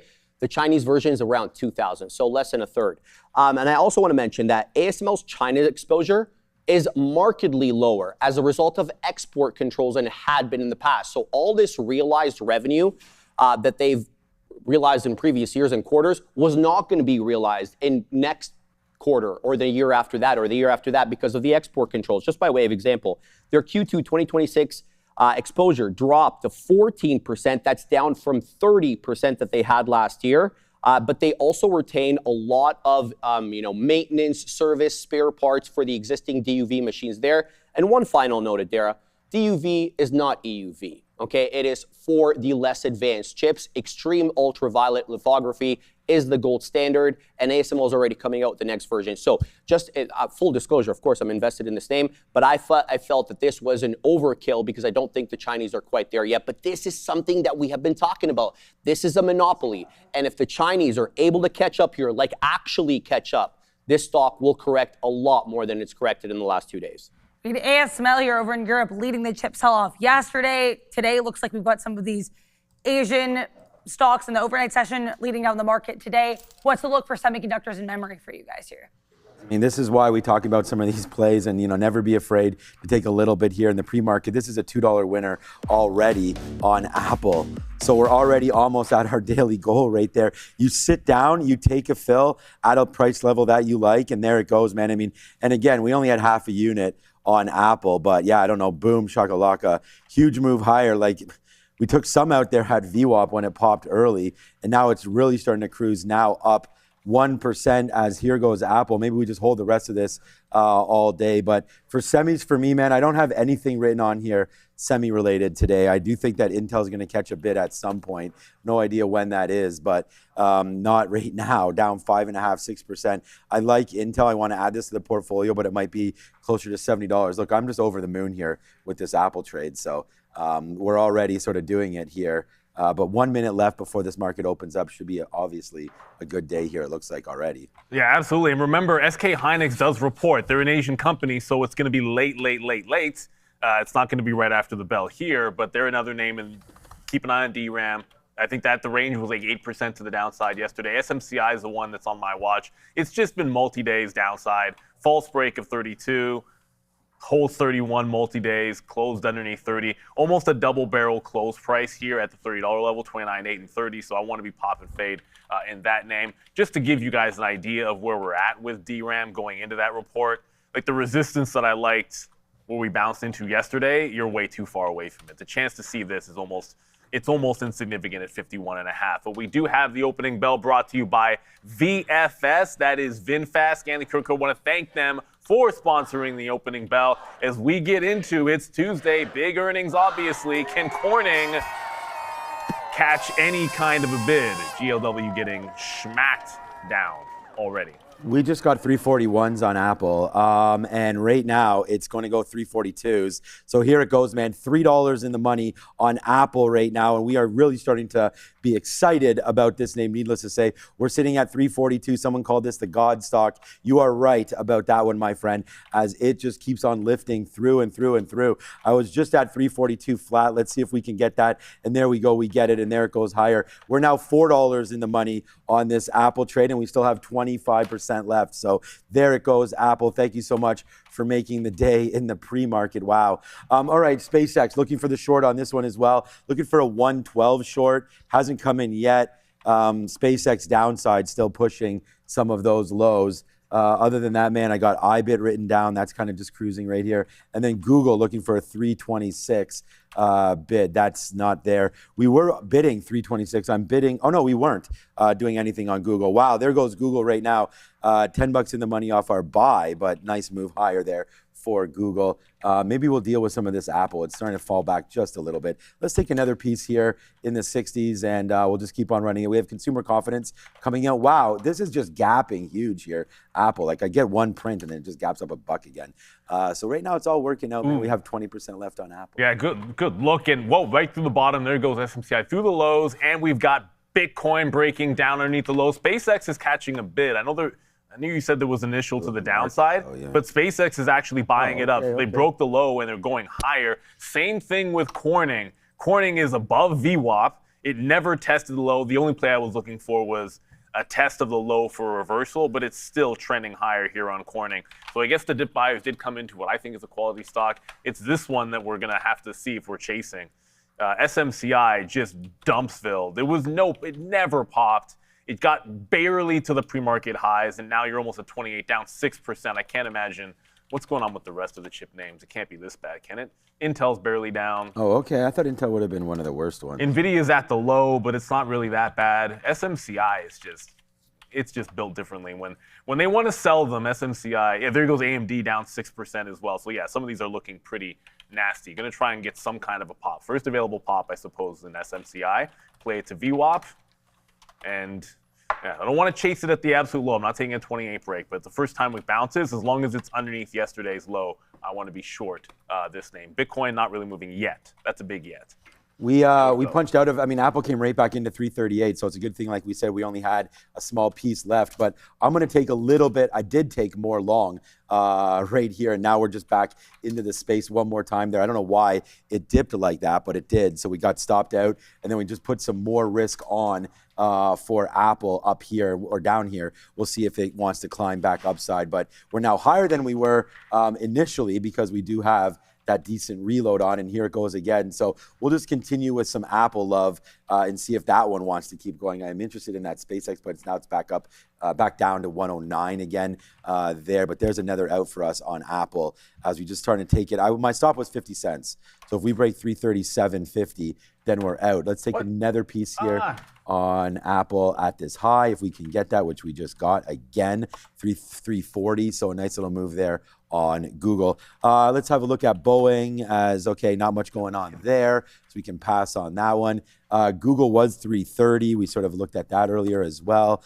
That's fading back, is down to some decent levels. Maybe we do wind up getting that 326 level there. Just getting some more out on Apple. It's really violent. Like, I don't know. I'm not really hearing anything in my ear about this market, but the market has made a move down right now. Down 1% is the NASDAQ. So, yeah, man, we're cruising with Apple right there. All right, what did you have, SMCI? I had it short, and we keystroked out of it, reversing into a long. So keystroke error, getting out of it, accidental long, got too many shares on it, and there was a short right at the volume weighted average price. It's at the low of the day, so there it goes. Is what it is, but they do happen. So it goes right into the volume weighted average price. I didn't get Bitcoin up there, but we'll try to get that one as well as the fade continues to the downside on the chip names at least, and SpaceX as well. Ooh, that's gonna, yeah, we had it right at VWAP. SpaceX did not get into the volume weighted average price. DRAM looks like DRAM just popped into VWAP, so we're into DRAM now. That's the next thing that just came in. Didn't break the low though.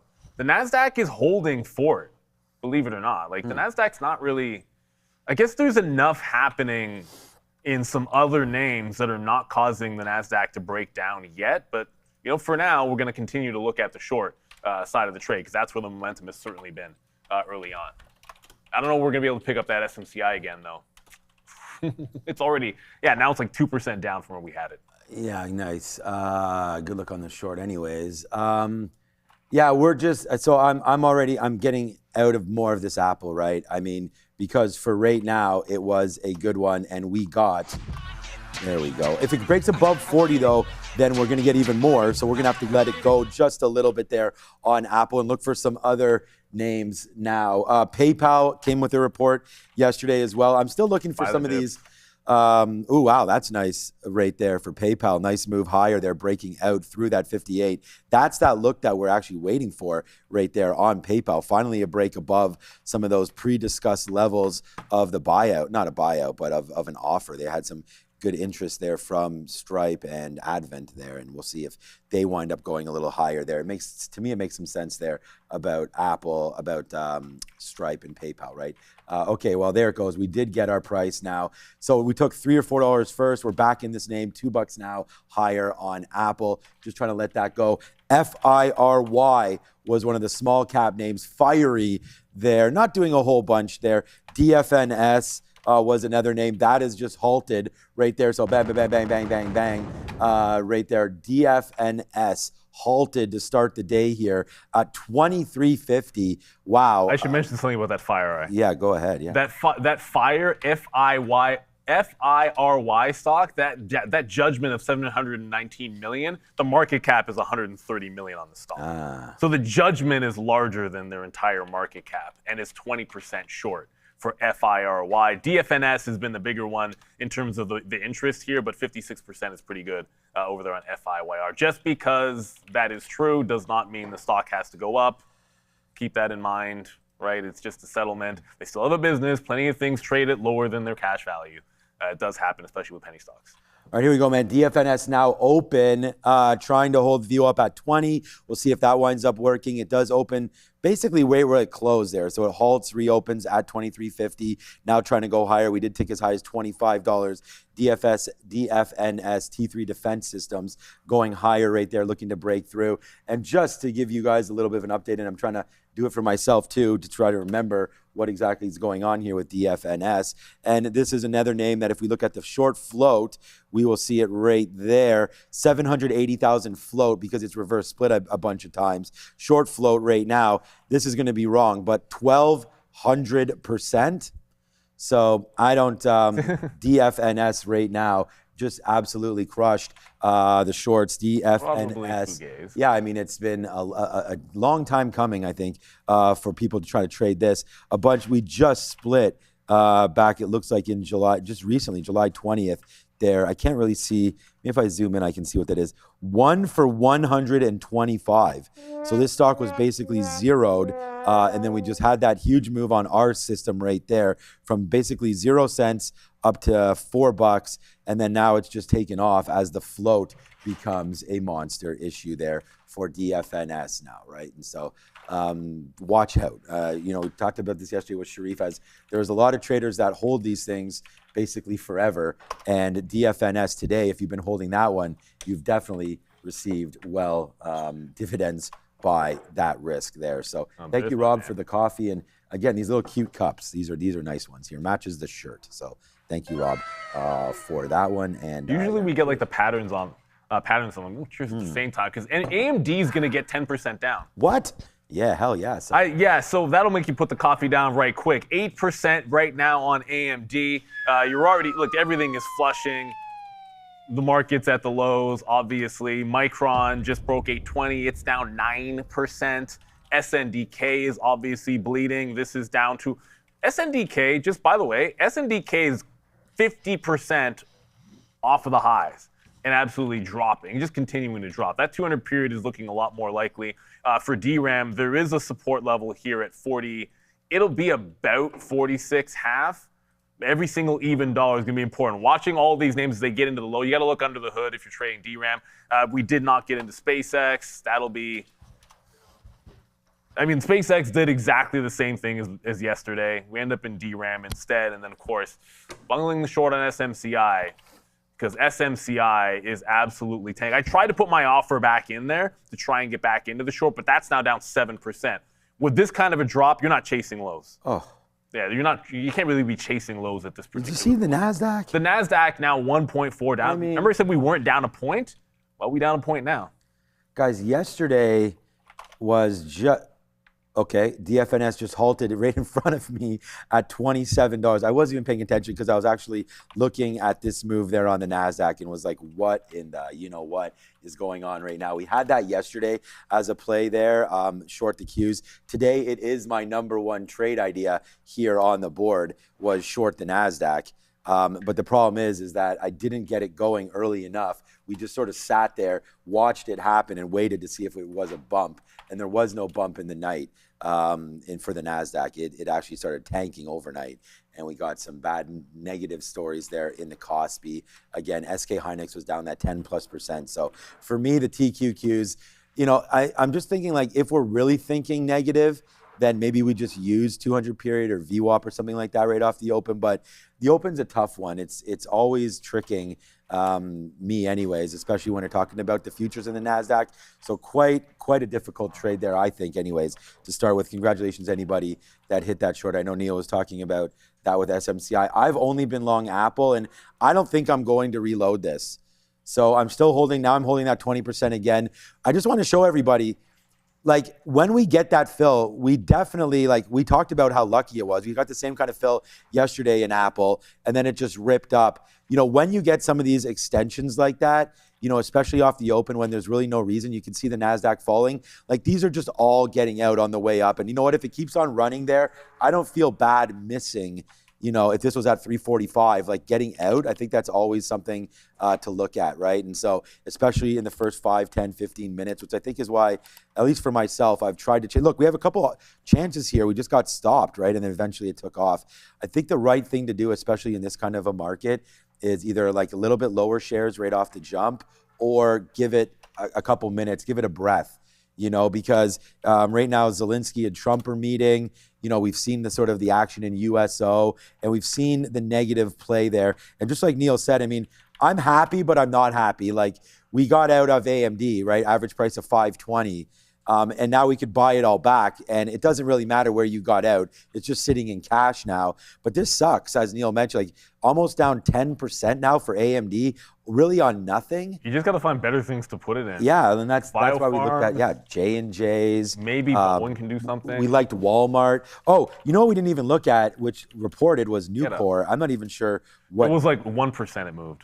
Oh, it's up 5 now. There we go. Okay. So this is what I mean, right? We talked about this yesterday. The largest steel maker in the United States. I mean, another spot that you could potentially diversify into. Now, is it going to be as sexy as, you know, the AMD? Like, you're not going to wake up and Nucor's going to be up or down 10%, but does help you sleep at night and get you just a little bit diversified.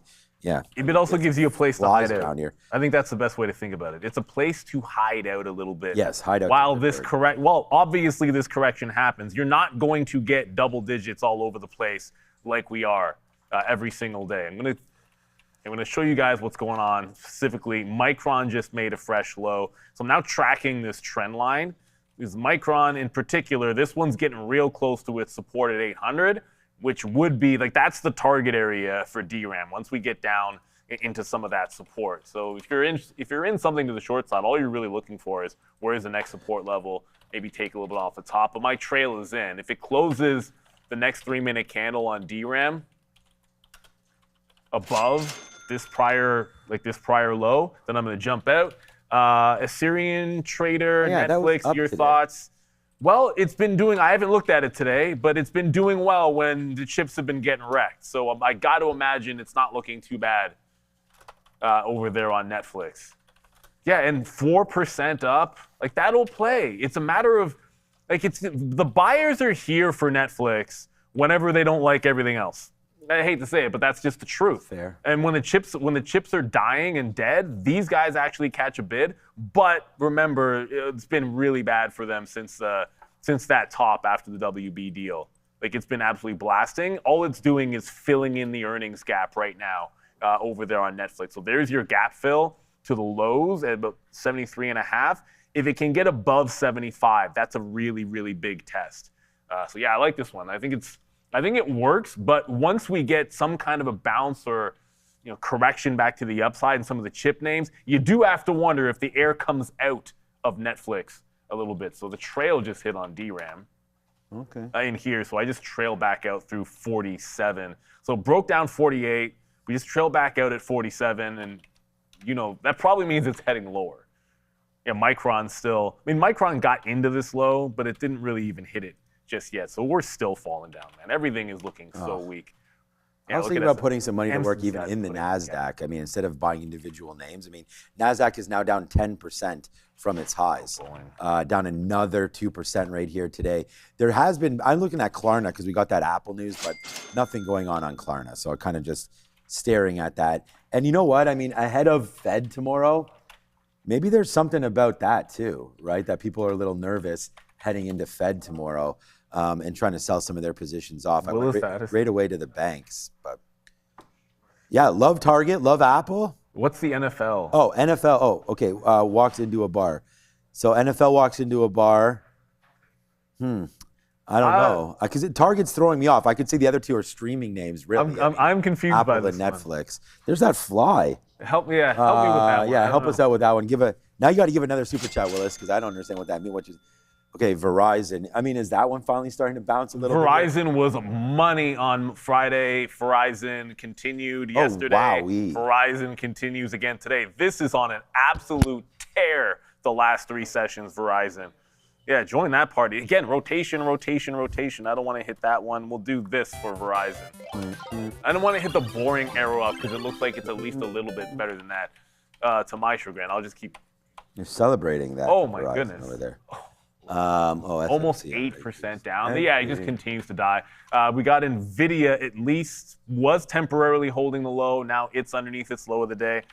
I don't know if there's any continuation plays here. Intel, that's gapped. $85 on Intel.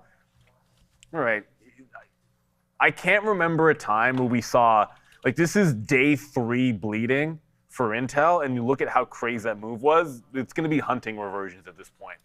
So Intel does stand out a bit, but there's probably something at least a little bit better that we can find. I don't know if NVIDIA is dropping enough. I feel like I want to wait for a reversion on Intel for sure. How's Microsoft and how are the software names doing? Are they holding up? I don't think people were saying Palantir was not. Oh, yuck.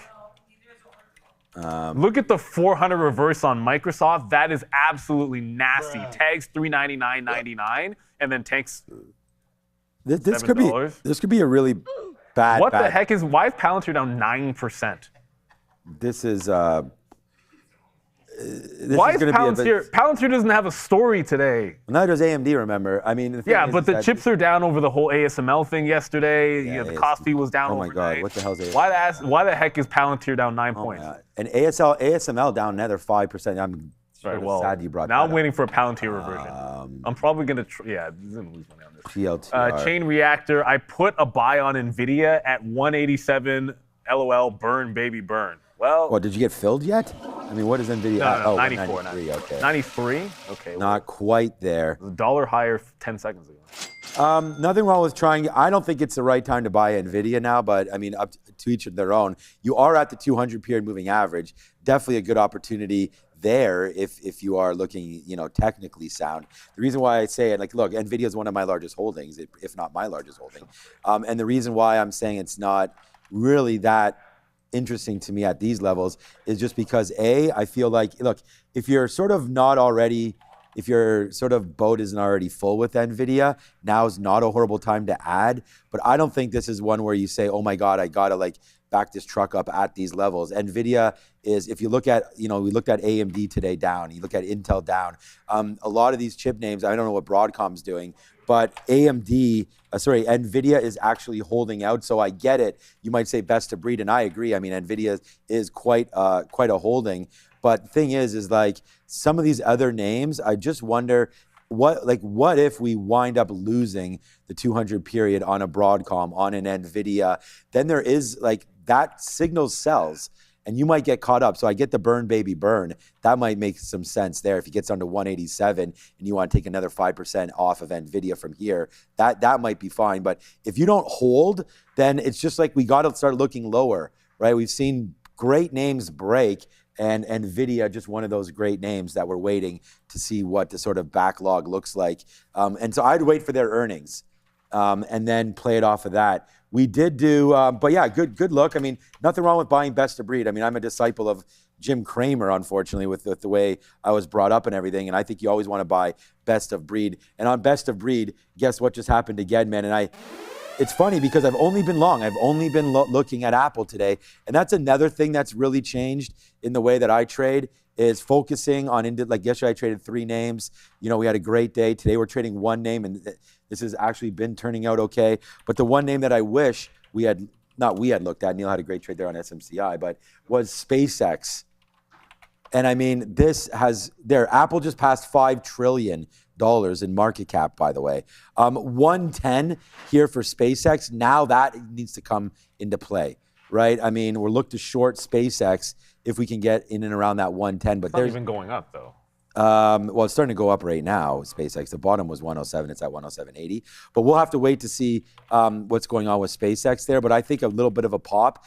Some of these plays are definitely, as Neil mentioned, overdone, I think, to the downside right now. You looked at AMD, you looked at some of these other names. SpaceX might be part of that as well. I think SpaceX is a bit different. Yeah, well, yeah, for sure. Yeah, it doesn't have the memory. It basically came out overvalued, and at this point, it's very different from the memory names. You can't say the memory names were overvalued. It's just a matter of whether you think the margins continue and then and they hold on to their growth rates. That's a very different story. They have something to cling to at least quarter to quarter. SpaceX is not going to have that, especially when they have those earnings. Oh, come on, give us some kind of a. So not getting into VWAP on DRAM. SMCI, I was out in front, not at the volume weighted average price. I looked to try to grab this wick on trend, but we're still heading down. And Palantir is almost 10% down, so this is gonna go SSR. There hasn't been a single green candle since the open on Palantir. It lost 120, it's lost support. So even when the market looks like it's bouncing, there's no levels out here. It might just be a case of first green candle on the 3, take a shot. But I remember, it's what's his face. The last thing I remember reading on Palantir was what's his name saying he's still short. Scott Burry. Yeah, that's the guy. Yeah, Michael. That's the guy. I know who he is. I just forgot the name for a split second. Shout out to you, Michael Burry. Sorry for forgetting your name, but it is what it is. So he's still short. Maybe he's going to actually cover some on this move to the downside. So here's SpaceX. I think it has a chance to get to VWAP. It's that DRAM SMCI I'm looking at. And now all of a sudden Palantir, which was not on the radar at all. The other name that was looking short, probably not, is going to be IBIT. I just felt IBIT had resistance to 64,000. That's more of a let it break out and get back up to the top. I was expecting more like yesterday on IBIT. Just be careful. We also have a number coming out right here. So according to Adara's note that comes out, of course, every single day right here. Oh, President Trump, I think, is meeting right now with Zelensky. He is, but it's not on camera. There will be an on-camera meeting with Netanyahu, and I don't know how they decide who is and isn't on camera, but either way, Netanyahu is going to be on camera. That's at 11. So, all right. But this Zelensky hearing, no, we're not going to hear anything. Oh, now we're hearing, I just actually saw, apparently Trump and Netanyahu now not meeting on camera, so who knows? Maybe you got to get camera ready. I just want to talk about this too. Consumer confidence right here in July. So get ready for July coming at 10 o'clock. So that could help the market just a little bit there. Hearing about some sort of news about Lucid. I don't know. Just heard a little bit there. Just real quick, man. We did the exact same thing again here on Apple. So look. Out here as it popped through, like lucky enough to get 30, 40 cents, in this market that's been tanking. And then we get the 50 period and the 25 period, and then we get VWAP. So yeah, rest hopefully being history. We'll take one more fill at VWAP if we can get 339.40s like we did. But hey man, that was another $1.70 there. So it's just been sort of going back and forth here with Apple today. And despite it being a pretty negative tape naturally here, we still find some value in Apple. So yeah, not too bad as we wait around to see what happens with AAPL here early this morning. Yeah, good. So far. I heard something about Lucid. I didn't catch the story. Missed it. It's at least it's not down, but it just spiked only a teensy little bit. It's not even that crazy to the upside. But just for the small cappers, I'm still looking my eyeball in that Palantir. It's just absolutely insane what is going on with Palantir. But DFNS, I know the small cappers are going to be part of it. T3 is halted again to the upside, just to cover it for you guys. 31.73 is the tap. It's halted for the third time up. It's now 135%.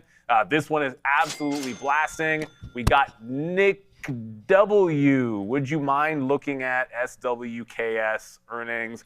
Looks like a nice bull flag breakout setup. They continue curling up on an hourly and a daily. Skyworks. Nick, a lot of the looks you give have to be swings because they certainly don't do enough volume for day trades. So I kind of know where you're always getting at. Yeah, breaking the downtrend, but you got the 200 period moving average. I know you're going to see that one right there up here. So this is more like, it's not really a bull. Like on the daily chart, you do have a bit of a bear flag forming, but this breakout needs to hold 64, and it's that 200 period moving average that I think you're concerned with.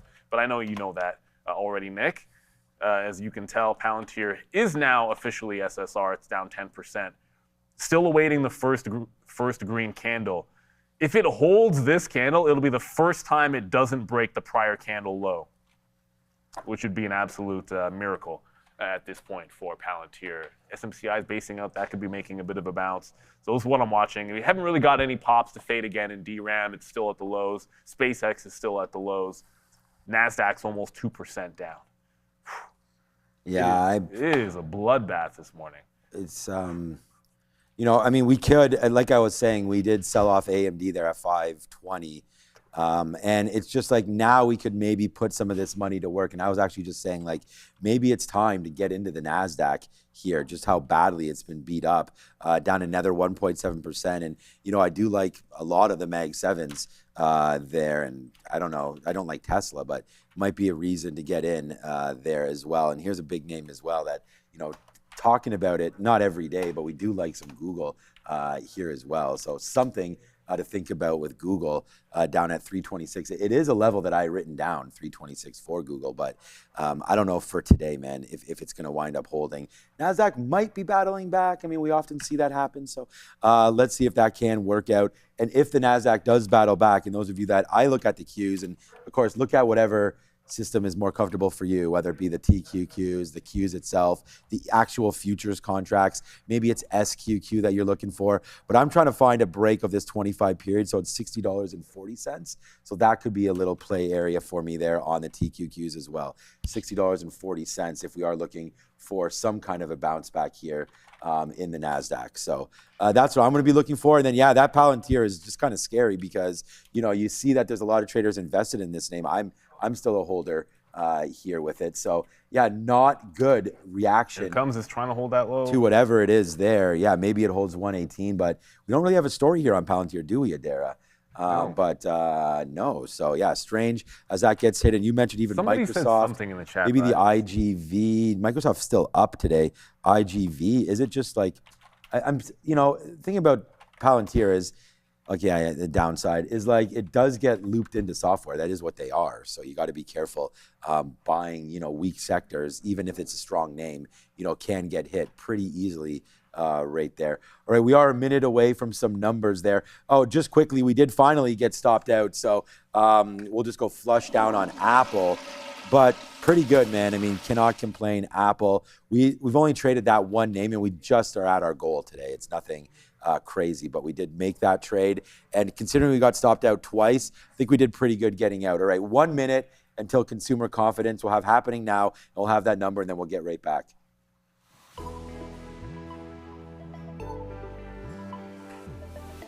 I am here early because I really quickly want to address Lucid. I looked into this and there wasn't a lot on this. Like, it took me a little while for this to even populate in social media, but I did look it up and it sounds like a prince in Saudi disclosed a 5% stake in Lucid. So that's the deal here with LCID. Noted Saudi investment company or company that benefits from Saudi investment gets a stake from a Saudi prince. That's the deal with LCID. If I see anything else, I'll let you know. Let's talk here, though, about this consumer confidence print. This is not the University of Michigan print. That's going to be much more closely watched than the print we're getting today. But today we're getting that CB consumer confidence print. 91.2 is the prior print. Forecast here around 92.4, 92.3. So we're expecting a little bit of an uptick from the prior number. This should be out at any moment now. When I see it populate, I will keep you posted. Coming in at 90.8. So again, we were expecting a higher print than we got previously. What we actually got for CB consumer confidence was a lower print. And the market continuing to hang out here near lows. We have a lot of tech weakness. Again, lots of weakness overnight in the Asian session. We're really seeing that spill over into weakness in the session. And apparently NASDAQ has actually entered correction territory as of today. So depending on where we close, we could close in correction territory for the NASDAQ 100. Let's talk about some earnings here. We had a whole bunch. I want to start with what's looking really good here. This consumer name, Coca-Cola, KO, near highs on a pretty solid earnings report for the most part across the board. You also had PayPal reporting earnings. They're actually up right now in the day. GLW decidedly to the downside. In fact, this is actually at intraday lows. At this point, it's got to be down about 18% on the day. So lots of weakness in some of these tech earnings plays, though, again, the likes of PayPal, the likes of Coca-Cola, not doing too badly today. We have to talk about memory because memory, once again, weak. Ahead of Seagate's report after the bell today. That's STX. You've got SanDisk to the downside, Micron to the downside, and as we know, SK Hynix, its home listing in South Korea traded sharply lower yesterday. Its U.S. listing trading sharply lower today. If you're enjoying the content, please make sure to hit the like, hit the subscribe, join us on social media, and stick with us as we send you back over to Sean and Neil. Thank you very much, sir. There, the market is trying to battle back just a little bit. Palantir put its first green candle of the day, and then it still held the absolute low at 117.89. It's trying to bounce. This represents, it's not yesterday's low. I have a line in the chart. You're like, well, why the heck do you have a line in the chart? Because that is the local bottom going back into Thursday. So that's the next gap level. So even if it breaks 120, that's got to be the target. I'm not letting this back through this prior bar. Once it takes out a prior bar and resumes a downtrend, I don't want to mess with it whatsoever. But the market is absolutely crazy volatility. And for traders out there, there's an opportunity that your broker is probably not giving you. And with this activity, this environment is going to give you those big chances, big moves, more setups, more momentum. But if you really want to take advantage of the conditions, you need a couple of things. You need some discipline, but you also need access to capital. And that is where Trade the Pool comes in. Instead of being limited by the size of your own account, traders can access firm capital and focus on executing their strategy and managing risk. No more fear of blowing up your personal account. No more moving your stop loss too early because you're worried about your own savings. This is what we call limited risk trading. So if you want to take advantage of the volatility in today's markets without risking your own capital, visit tradethepool.com. I want to shout out to them. I know later on this week we'll have Mitch, we'll have Steve trying to come on through. As we have a super chat in here, man, they really...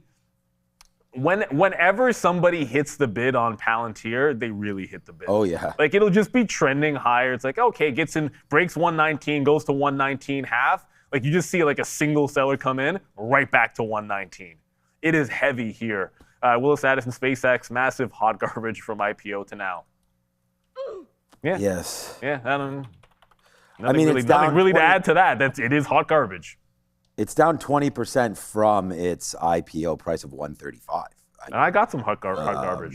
Yeah, I mean, I bought some at 135 myself. So, Yeah. not looking great right now is our good friend here, SpaceX. And by friend, I mean used to be friend, not so much anymore for SpaceX. But yeah, 107 and change. I think it's trying to base out. I mean, you mentioned Palantir. They're trying to find lows. Maybe this has found one at 107. I'm going to mess around with it a little later, not right now. Apple, we tried it one more time. They're at 337. It actually was fine until it wasn't. And then there's the drop down. Now you're down through 336. So, the 5 trillion market cap, I mean, we hit it for the very first time there today off the open. And then we've just been sort of selling, but finding good bases at 337. This was almost, what's up to easy peasy? This is almost a reverse short.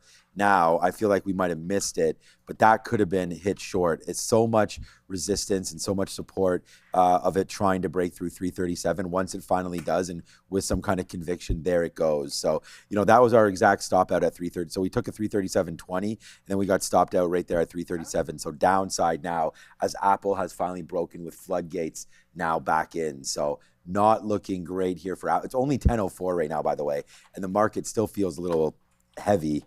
Would like to see a return to prominence by some of these names. And if Apple's not going to do it, then maybe it's going to be Google.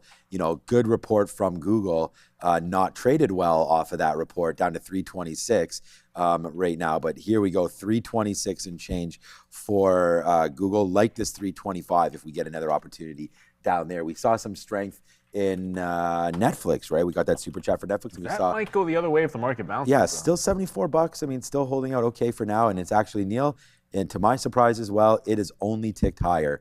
It is now 5 straight up candles there for Netflix.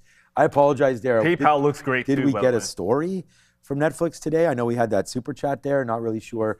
Apple has fallen now through 336, as we said, easy peasy. That one could have been a reverse short there. I'm trying to do better at that, thinking about those plays. Yep. I'm not seeing a story for Netflix. I'm looking, and there's a couple little headlines, but nothing that would explain any kind of move in the stock. So. All right. I think it just comes down to like rotation for sure. We have a poll. Is that poll up in? Oh, this is a regular poll. Okay, we'll do it this way.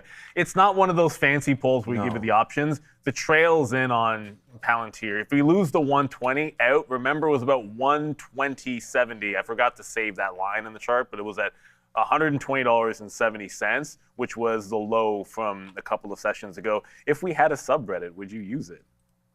Everyone should just answer, I don't know, answer what you feel. So that's in the chat right now. But remember, if you want to answer polls in the chat, or you want to be like Lindenmeyer saying Microsoft could still be a short, or you want to say first green pop on Palantir, or whatever you want. It's like, who's got egg? Sharif's got egg. Are we joking about Sharif? That's an actual mover today. If you want to do any of those things, make sure you jump in the chat. Now my curiosity is piqued. What the heck is egg actually something about egg? It was $. Oh, that's probably Sharif. Yeah, dog. It's egg. I don't even know. What is this? Egg is enigmatic. Enigmatic limited on the Amex. It's halted up 160%. This is a real thing, and it's actually moving today. Yeah, who knew? Yeah, congratulations or whatever. We'll hit that for it. I just thought you guys were making some kind of a Sharif egg joke. Same. I didn't actually think it was. Now it's up 216%. I just opened it up and it's halting to the upside again. Not a lot of volume. Again, I personally would stay pretty far away from this. Halted 4 times with 640,000 shares of volume, so very, very low liquidity. Managing risk on those things is nearly impossible because you can't calculate slippage. I don't care who you are, you're not calculating slippage as a day trader, and therefore you could get caught through a halt. So as I was saying before, again, Palantir was looking to put the trail on before it got to this 120.70. I did. It just tagged underneath 120, so jumped out of it. Palantir down double digits, turning into an SSR play without a story today. All right, so keep in mind, like this was supposed to be a bleed that was about the chips. The IGV is flat. This is what makes the Palantir move so crazy, in my opinion. Like the days where, I mean, it's not flat, but it's only down 1%. The days where Palantir is getting bled recently has been when software is getting bled. This isn't that bad overall. So it seems like it's a little bit on its own here. I'm sure we'll find some kind of a bigger story that's going to come out later on Palantir is my guess. Like there's going to be something. It doesn't drop 10% for no reason. You would think there may be. We have a new position right here, 1 unit. Let's see if it can go a little bit. We've got Google. It just started to break higher. So I thought, my first take there was a break of VWAP. Then it just came right back into the 50-period moving average. So we're going to start taking a little bit out here as it tries to go back up to the upside. And there it goes right now. It's starting to go. So good take so far anyways on Apple. And we'll do some 50 cent on this one as well as it's starting to go now, breaking a little higher. We like the stock. We've only made it 2 trades today, Apple and now Google, and just letting it go. I mean, there's these highs, 327.75. So if we can get something at 50, we'll take it. We're there right now. Then we'll put an offer at 75. We're there right now. And we'll see if this one wants to climb just a wee bit higher than where we are right now for Google. So, good. And we'll see if it wants to work itself out here. Again, a positive name. We saw a good retracement yesterday from those lows of 320 actually never even got to 320 yesterday. This 324 area. Good move. We'll just wait now to see where it goes. But taking a shot here with Google. So upside, here we go. Oh, actually, did we get that 75, Phil? No, but we're almost there. So we'll see if we can get that, and we'll just watch it go. I don't want to talk about Apple again. It's the same price. Oh, SpaceX starting to make a move now. So SpaceX upside here. So we'll see where exactly this name wants to go from here. But it's SpaceX 105, 108.50. Nice bounce back. I mean, Lindenmeyer, you called some of these bottoms. It looks like, the 111 that we looked at didn't hold. But here goes SpaceX right now up 4.5% and trying to get back to some of the, winning ways of SpaceX. And of course, there hasn't been too much winning in SPCX here, as well as, another name that, we haven't really looked at Nvidia today either, but I'm trying to type in Tesla. Oh, bad. Yeah, well, we looked at it earlier. Remember, it was only down 1%, and then we were kind of saying how much, what's his name was down there, AMD. Yeah, it's not so bad. Tesla's only down 2%, so it's trying to hold out. Wow, 300 again. Clean bounce there, it looks like, off of 301. You get as low as 301 there for Tesla, so maybe a look over there. 50 cents in, we did get our 75 fill there, so that was a good one right at that top. Now you're pulling back on Google. Maybe this winds up losing the bid at some point here. GOOGL now on day 4 or 5 of their earnings report. Market down, Google trying to stay positive, so we're trying to roll with that positivity now in Google, but moments to come here. We'll have to give it a couple breaths. I was actually going to, now that I have less of this, was going to give this down here to like 325. If we break 325, I think we should be able to get out of Google. Okay, so we won't average it back yet. We'll wait for 326, but good take there on the upside of Google, but now it's falling back in. So yeah, protect your neck on the longs, that's for sure. Make sure you take some profit where profit lies, because right now it doesn't seem to be plentiful on the long side anyways. What do you got? Silver? Silver might be good. I mean, the only thing, there's not a lot that was setting up after getting out of PLTR. This kind of a reversal, it's not obvious to take shorts into VWAP because of how far you've fallen if you get a V shape. But SLV, that's relative strength if I've ever seen it. And it doesn't really matter why, but it gets into the volume weighted average price. Okay, we'll hit enter twice on it. Okay, get some orders out. If we get to the pre-market high, that's at 51.95. So if you're above VWAP right now, and it's not dipping into the volume weighted average price, you're breaking out and trending up and holding the volume weighted average price while the market is doing what it's doing, which Again, I'm just going to show you the SPY here. Like this is under VWAP and lower. You got the Qs doing the same thing. So just looking for some relative strength because it can't be like the bottom, like that bottom play, like trying to bottom pick something seems like it's already happened. It's happened in Palantir. Like the chance to have done that in Intel has come and gone. That's now $84.50 on Intel. 84.5? 7.5% down on Intel. I want to thank Howard. So Howard was mentioning, I had you up there. Howard the Usher, and you've now put it up there again, but I'm on the wrong page, so I'm just going to do it this way. I didn't see any confirmation from Adair on this. That's why we try to be pretty careful about like what we say is the news. But if you're saying the story on Palantir, they are liars and their software doesn't do what they say it does, according to National Health Service.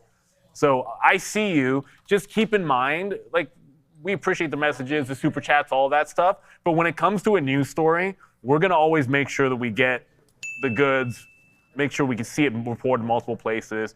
So when Adair feels comfortable reporting something as an official story, you just got to be really careful with. Yeah, I'm not comfortable reporting it yet. I will. Exactly. Just to let you guys know I'm looking into it. And I mean, the National Health Services have actually, they've been using Palantir. That's been a thing. There's an article going back from, I guess this would be a month old now, literally almost exactly a month old, June 29th, saying that on Palantir, apparently NHS England, quote, admits data don't prove, grammar I guess is different for data, plural, contentious software benefits health service. So again, this is I think part of a larger push though, that I guess certain members of parliament want the Labour Party to ditch Palantir software contract with the NHS. So I think keep in mind the political elements here. I think there's a lot of that more than actual evidence. And if that is the story, which sounds more or less like what was said there, that is a month old. If I get anything new, I'll keep you posted, but I haven't seen anything on it. And when I look it up again, I don't see anything other than the stuff that's like a month old. And there you go. And like that's sort of the idea. The important thing is like Palantir's down 9 points. It was down over 10%.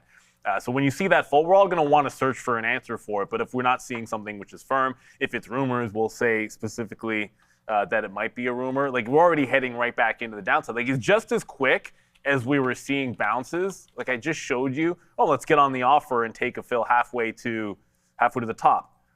Look at all of the effort it is to bounce off VWAP right back on a single candle. Yeah, we're not going to fight this. If this loses, it's a pre-market low at about 51.52, which is just under VWAP. We lose that, and I'm jumping out of that sucker for sure. And then I look over and said, it's not an automatic to just short at the volume-weighted average price and some of these hefty bounces. I'm not even sure, unless you sat there in front of it, whether you were getting SMCA. It just dropped 2% in a single candle off of the volume-weighted average price. So, so far it has been. Well, oddly enough, it's been a short and a long for me that's worked. I want to say it's only been shorts. And remember, I did keystroke out and reverse long at SMCI. So that's like that'll be the bane of the existence because that was the short right there. And it does look like it's headed lower for sure. So the market looking so weak. Palantir, I am definitely not taking a reload. I think the shot off the long worked. If it gets to the same price, I wouldn't look there. Any reload has to be something holding an upward trend before it gets to VWAP. So we're in silver now. Definitely want to still look at that Intel if it can maybe. Nope, not double bottoming at all. Intel another fresh low. The bottom's not in yet on Intel, that's for sure. No, I was looking at 70s there 70s. as a possible bid. 80 even maybe. That's why you got to get out when these moves happen and not hold the bag, but it's tough because I don't think anybody saw Intel down 50%. All right, so Google just. We've only made 2 trades today, Apple long, Google long, both have done quite well here. But again, we're waiting. I'm still waiting. Like we keep on getting out at VWAP here, which is rate. I'm going to get another piece here at 08 if we can. There. Oh, did we get it? No, we didn't, I don't think. There it is. Now we get 08s. And now we'll just try to let this thing go. I'm waiting in the 50s here. Actually, I'm waiting at 60, 327.60, just to sort of where we've gotten out before. And then if we can, that's sort of this top. Remember, we were lucky enough to sort of get that the first time. And now we even have a better price. Look at that. I don't know, man. It's not that violent here, Google, so I'm not super worried about it. But I am looking at this NASDAQ and its continuous move lower right there right now and wondering, how low do we actually want to hold this name against us? Or is it, worthy of a reload at some kind of level? So maybe 326.50, a break there. I was going to wait lower on Google, but I think right now we'll just go 326. 39s. All right, well, it's been working. I'm happy with it, but at the same time, you know, I'm going to offer some 94s. We just got it there. I'm not convinced that the market doesn't even want to go lower now. And so let's just, you know, hold out. We'll stop out for this one. We're in the money now, 40 cents. We just took it, and our stop is 25 cents. So hopefully the math will math on this one, and it will work out. I'm just trying to come through like some of the names there. We will have the market overview, but I'm just going to look real quick just so we're not all in crazy panic mode. The ES is down 0.3 right now, so it's not that bad. All of the problem is here in the NASDAQ. So if we have a quick little look right now, you're going to look at E-Technology over here. I mean, it's Micron down 12%. Wow. Intel down 9%. Look at Neil loves Dell, loves it as compared to SMCI because you had the good short in SMCI. It's always compared to SMCI. Yeah, but look, I don't actually even own Dell. But Dell is much worse than SMCI today, I think. 15% right there for Dell. I mean, when's the last time we saw something like, what's up, Adara? I was going to make a joke about President Trump and what say, is Dell in the great words of, Donald Trump, go and buy a Dell. Yeah, I was going to say go out and buy a Dell maybe today. Yeah, that's just broken below a key level on Dell. We'll have a look on that one. Emotional damage. Yeah, man. Go Google, by the way. Yeah, big time emotional damage today. Seagate down. WDC, all the memory names. Oh, yeah, part of the problem. Corning getting cornholed right now. That is down 115, down 20% right now. Good game, cornhole. Boeing up 4%. That's so, again, like if you don't look right, look left today, I think is the right kind of a play there. Apple, what are you saying, my guy? Right there, dollar clubbing on Google right now, long. But yeah, look over here. This is what I mean. Don't look left, look right. Big time profits on this side, right? These are the three names that I own over here. I don't own anything else. So J&J, Eli Lilly, and AbbVie, and then of course the XPI, which is a little different than this category. But yeah, Merck was a good one, 3%. There's J&J off a settlement we like a lot. Hey, even Pfizer's up. Yeah, I was only dogging Pfizer because all of the other names are better. Mm-hmm. All of them are better. Well, yeah, I mean, here's, we can go back. I mean, here's Pfizer right here. Where is Pfizer? Oh, there it is, 4% up. Yeah, Intuitive Surgical. I like Intuitive Surgical. Oh, I actually do own some Pfizer, so I shouldn't say I don't own anything. And then the other, what I was looking at was here, weakness in producer manufacturing again. Caterpillar getting crushed, down 5. I actually got to buy that in my own account. I don't own that one yet. We did buy some Johnson & Johnson, but we did make this one of our picks, Caterpillar. Yeah, Lamb down 12, AMAT down 11, Lamb down 11, AMAT down 9, continue to go. We don't have ASML in here, but that one was bleeding as well to the downside. Tesla, the Mag 7 we don't like. And Coke and Warren Buffett and everybody is like, man, we sitting on cash and we sitting on some Coke because right now that's up 7% right there. Shout out to Monster. I would shout out to Dara, but then she's going to tell me she doesn't drink Monster anymore. So I know. That's why I already know this. I know the story. There goes Monster right there. So that's up 4% as well. But yeah, the stock heat map looking real bad left and real good right. That's for sure. So there's that fill that we just got. That's why we were celebrating a little bit there on Google. Good, great day today. 2 longs. Like I'm up. We've hit some levels there, and it's just on the longs. And it's just amazing sometimes what you can find. Go figure, because this is the weirdest day. The market is down 2%. I came in with every single idea was a short. Sean's 2 best trades are long. My best trade was a long. It's complete happenstance. Yeah, it is kind of. Well, I did have Google. I mean, I had Google for myself. Long. Yeah. For myself, it came down to. I thought I was going to take Corning on a reversion because it was down 10%. It ended up being Palantir down 10%, which, by the way, it's about to be down 10% again because why not? That's the way it looks like. By the way, SLV. The second we get underneath VWAP. Yeah, those that don't trade with stops, yeah, how about that? Look at the reversal. The second this loses VWAP, the way things are falling when they lose the bid, it's just a matter of finding what is going to be next to even try to short some pops in. We're going to go back up to Adara, find some lower highs in here for the next setups, and maybe look at some of the small cappers because it's time for the small cap recap.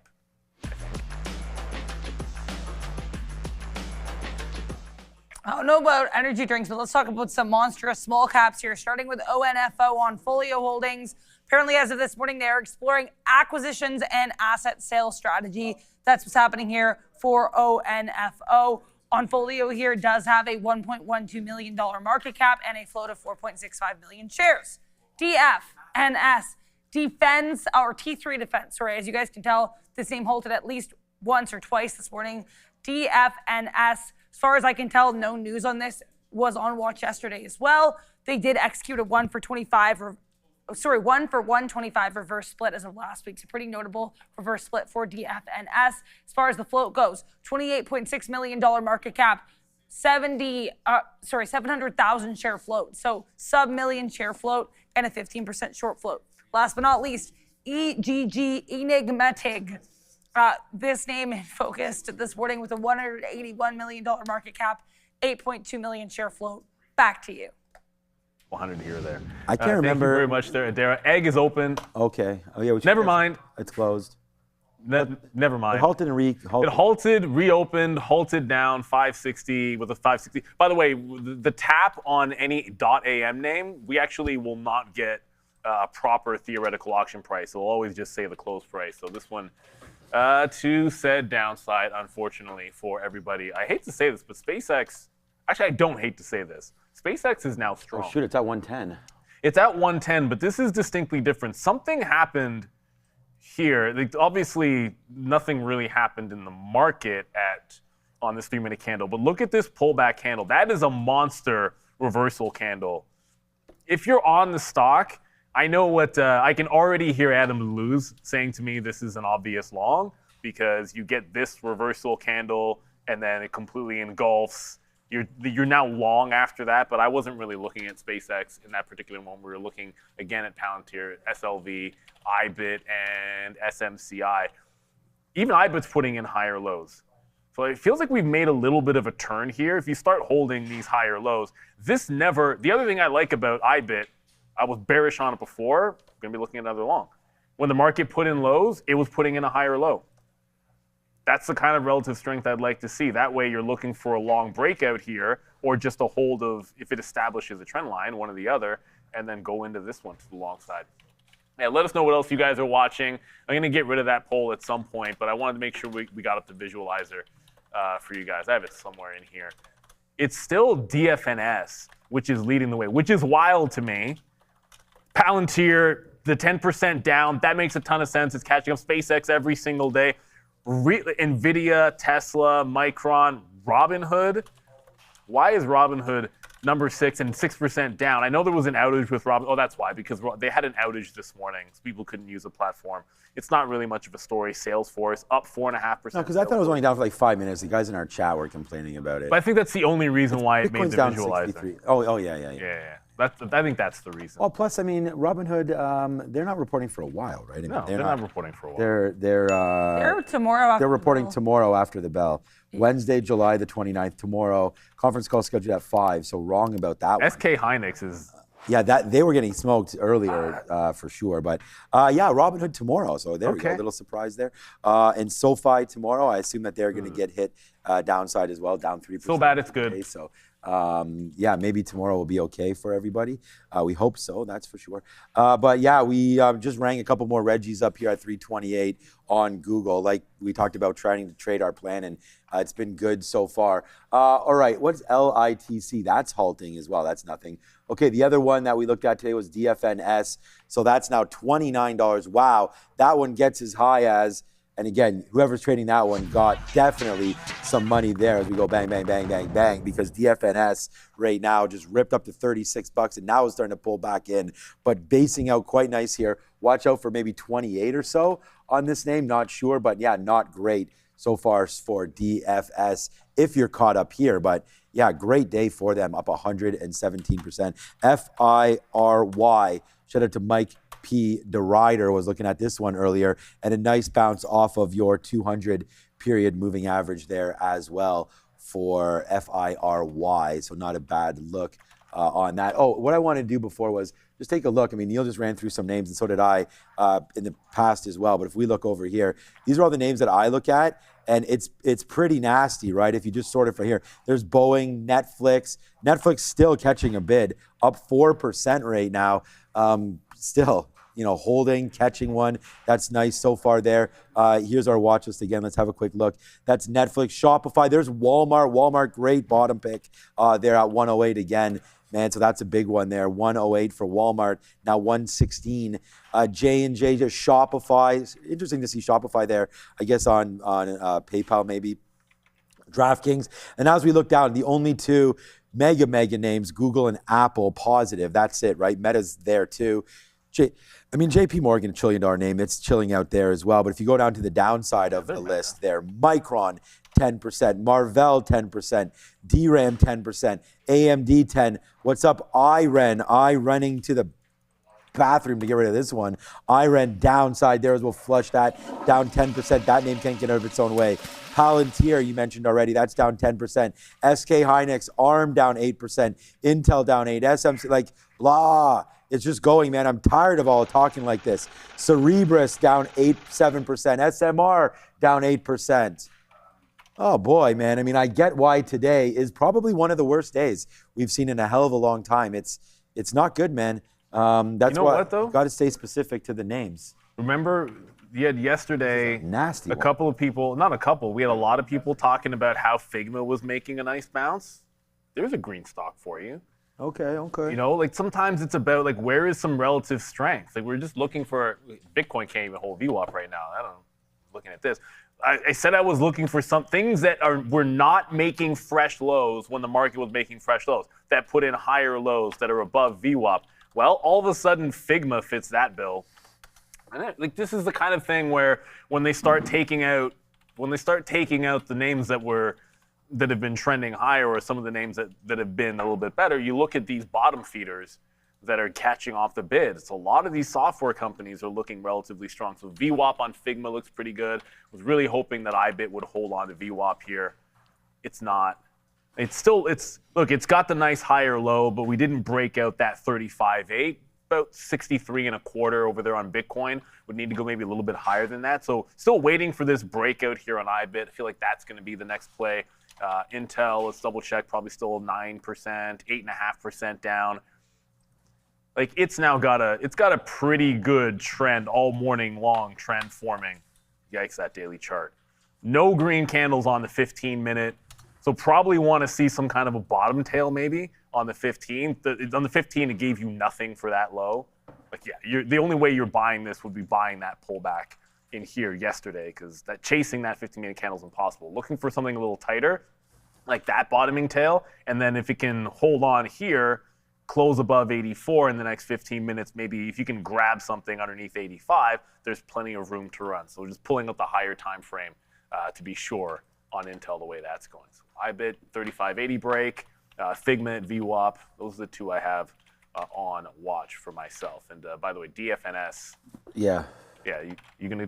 No, we talked about it already. Is that $28 or whatever? No, back under 30. Back, 28. Yeah, back to 30. Just quickly, man, we are $1.20 right now in the money. So we'll do this on Google. We took some out there at 328. Next spot 328.50. But this means new position. We're in SpaceX now, 110.50. Let's see what winds up happening here on SpaceX. Just trying to play off that high, man. I mean, if we break, we initially wrote down 112 was an area to look at. So, we'll stop out 111.50. We'll see about this 111 high right there if it does come in. But right now, very, very small position, man. A fifth of a unit. So I don't even want to mess around with SpaceX. If we're going to be wrong on it, we'll be wrong, but we will get a little bit more. We'll see if we can get up to half a unit if it does get to 111. But we're still here trying, so we'll see what happens here with SpaceX. It looks like it's got some juice underneath it right now. All right, there, it's 10:30. We'll throw it back over there. Keep an eye on PayPal. PYPL, as we know, they reported earnings this morning. You actually had some comments here from CEO Enrique Lores on reports of an acquisition potentially by Stripe and Advent. He said at that point that they weren't going to comment. Now CNBC reporting that, quote, no M&A appears imminent for PayPal. So we already heard from PayPal CEO they weren't going to comment on any potential M&A. CNBC saying that they don't think any M&A is going to be happening for PayPal. So if you were looking for that PayPal acquisition from Stripe and Advent that was reported recently, sounds like, according to CNBC, not likely happening right away. Back to you. Not likely happening right away. Not like... So, like Jim Carrey said, so you're saying there's a chance. Yeah, I guess that's right. That's there's a chance that we get stopped out of SpaceX right here, by the way. it just kept on going through 111, 111.50 is going to be the stop zone, and it almost stopped us out right there. We're short at 110.80. So it's not that big of a deal, but still will be our first L of the day on a stop out there at SpaceX as it's getting real excited. Back to the upside there, SPCX. You know, could have found a bottom. Not going to say it didn't, but every day we always think that maybe there's a bottom forming for SpaceX, and the very next day it seems to violate that. But we're going to be patient with it to the point of 20 more cents only. So if this breaks now above 111.50, we'll get out. We'll slap the fail on it. And yeah, we'll just wash our hands clean. Again, it's not really at any key levels here for me. So this was just more of a play against momentum. And it looks like the momentum continues here on SpaceX. Like there it goes, 107 bottom up to 115, you know, so that's big. And it's almost in a straight line there. So yeah, maybe we just got stopped out near the top, but we initially wrote down 112. So let's let this thing settle just a bit here. SpaceX up to 111.50, surprisingly for sure. All right, that's a loss, by the way. Rocket Labs. Chain Reactor, Rocket Value. Well, if we play this game, Chain Reactor, we'd be here all day just talking about everything that is down over 50%. Like Rocket Labs, ASTS. We could talk about quantum names if you really wanted to. We can go every single chip name just about up there. SanDisk, 60%, I believe, off of the highs, something like that. You know what? And now that I'd probably pull it up, and SanDisk is more than 60% because I looked at it this morning. But on that PayPal note, why did I get short? Nothing to do with what Adara just reported or the whole like Jim Carrey joke from Dumb and Dumber. But you are holding on to, why did that trend line move?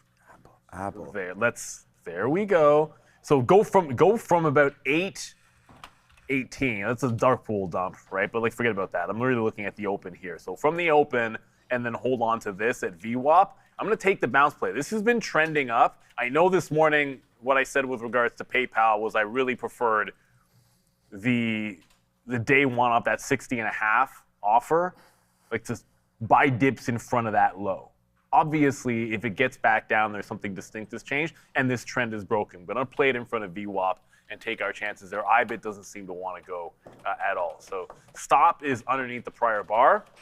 We'll see if it's got a little bit more juice into it. I am having a secondary look at some of the short opportunities, but if we don't get to VWAP on SMCI or Intel, I'm not really seeing any of those as potential reloads. Medical Meatball says Michael Burry holds PayPal. I didn't know that. Okay.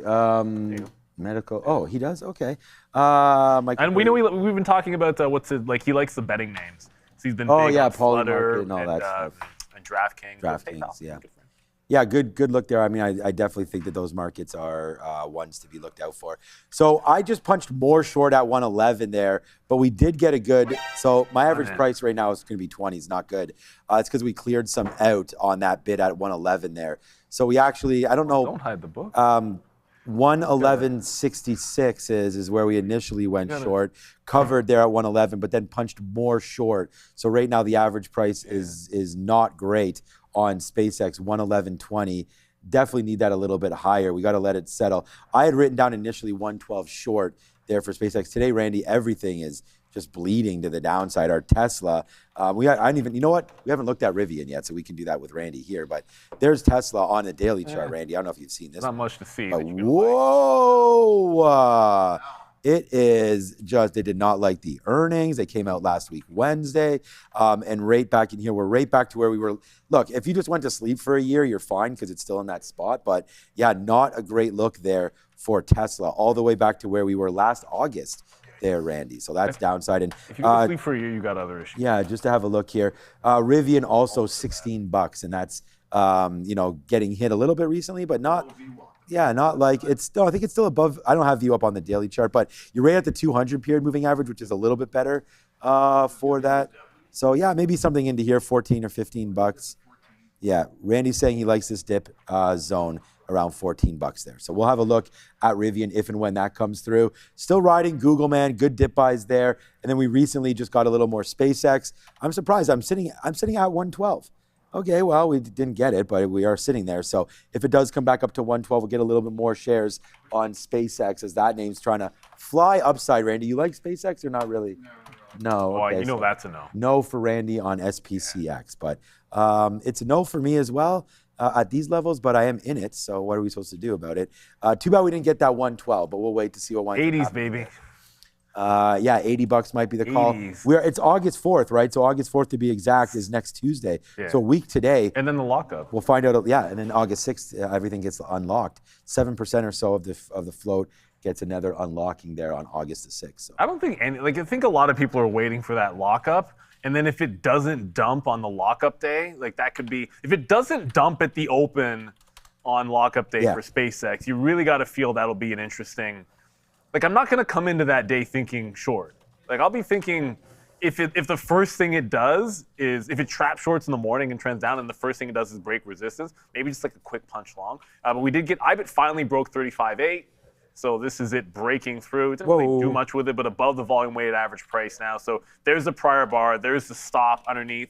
That's a relatively tight stop, but we've been trending now most of the day. So I want to make sure, whoops. And of course I just keystroked and punched out flat. Why did that trigger there? Stupid IBIT. Yeah, okay, let's put that better. All right, so back in, now we just paid some fees. PayPal did just tag a little bit higher. I'm gonna keep reloading this in front of the volume weighted average price. Scalp to the high, reloads as long as it holds on to VWAP. And then for the shorts, like Intel's getting close. It's about $1-ish away from the volume weighted average price, so that could be something if it does get there. And then the other one is SMCI. It is at VWAP, C27.8, so that just tagged the volume weighted average price. Well, this time we'll get into it and try to make the attempt not to accidentally reverse long when bidding out of the first tranche of the stock. So look how quickly these drop. Oh, no. It gets crazy. It's how fast this thing, just hit VWAP. We're like, okay, well now we'll try to sit here and get some shares short, and then we're immediately dropping through and falling down. So I'm just gonna chase a little bit here. We have some super chats to get to as well. So I wanna throw those up if we can. Andre, if you can throw up I thought 2, but we'll double check. It was Film World. Hey, what movies have you watched recently? What's a Film World? What's a Film World? Disclosure Day is the last thing I saw. It sucked. What do you think of Apple short swing till 290? Like shorts on Apple. Well, I guess the whole story is every time we get to like a trillion mark, 1, 2, 3, 4, in this case 5, temporary top, I suppose. But I'm not Michael Noss. Like I haven't researched like what happens outside of like the day that it gets there and probably makes a temporary top that day. Whether or not it really ends up with a pullback, I think when you're shorting things because they're strong and have hit an all-time high, historically, I can't imagine that's the best notion. Usually you want to be buying strength for myself. And again, remember you got earnings as well. So to do before earnings, I don't like anything for like a swing going into earnings. So I feel like you're gambling on the earnings play. So you better just structure something in that regard. Yeah, and that's easy peasy. I guess we had 3 super chats then. Thankful, TTVL Discipline, all cash, 4 p.m. Apple, Rev Reverse, as well. Maybe? Apple Reverse? Maybe. Not sure. I mean, Apple's battling back a little. Yeah, maybe you mean reverse by that. They're easy peasy. We're going to go up to Adara. Did get it, just left the order in and got picked up on SMCI. Probably the most obvious stop. It's showing you where the top is every single time, just above the 80s. Let's go to Adara. It's already 10:40. Money talks time already. Wow.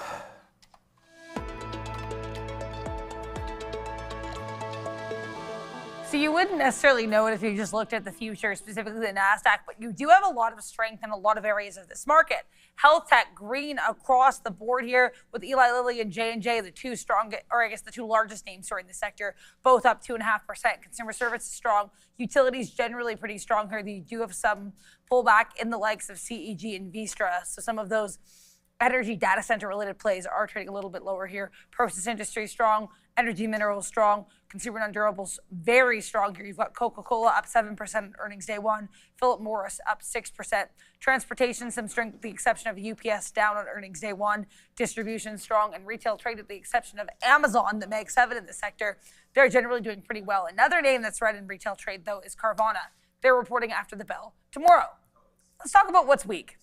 Electronic tech, once again here, the pullback in these semiconductor names continues. You've got Intel down 7%, Micron down 10% almost here at this point.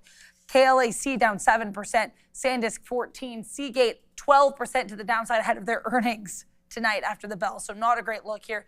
Tech services is pretty interesting because you do have some strength in some of these names that got beaten up during SaaSmageddon earlier this year. ServiceNow, Adobe, Accenture, CRM, Microsoft, Netflix.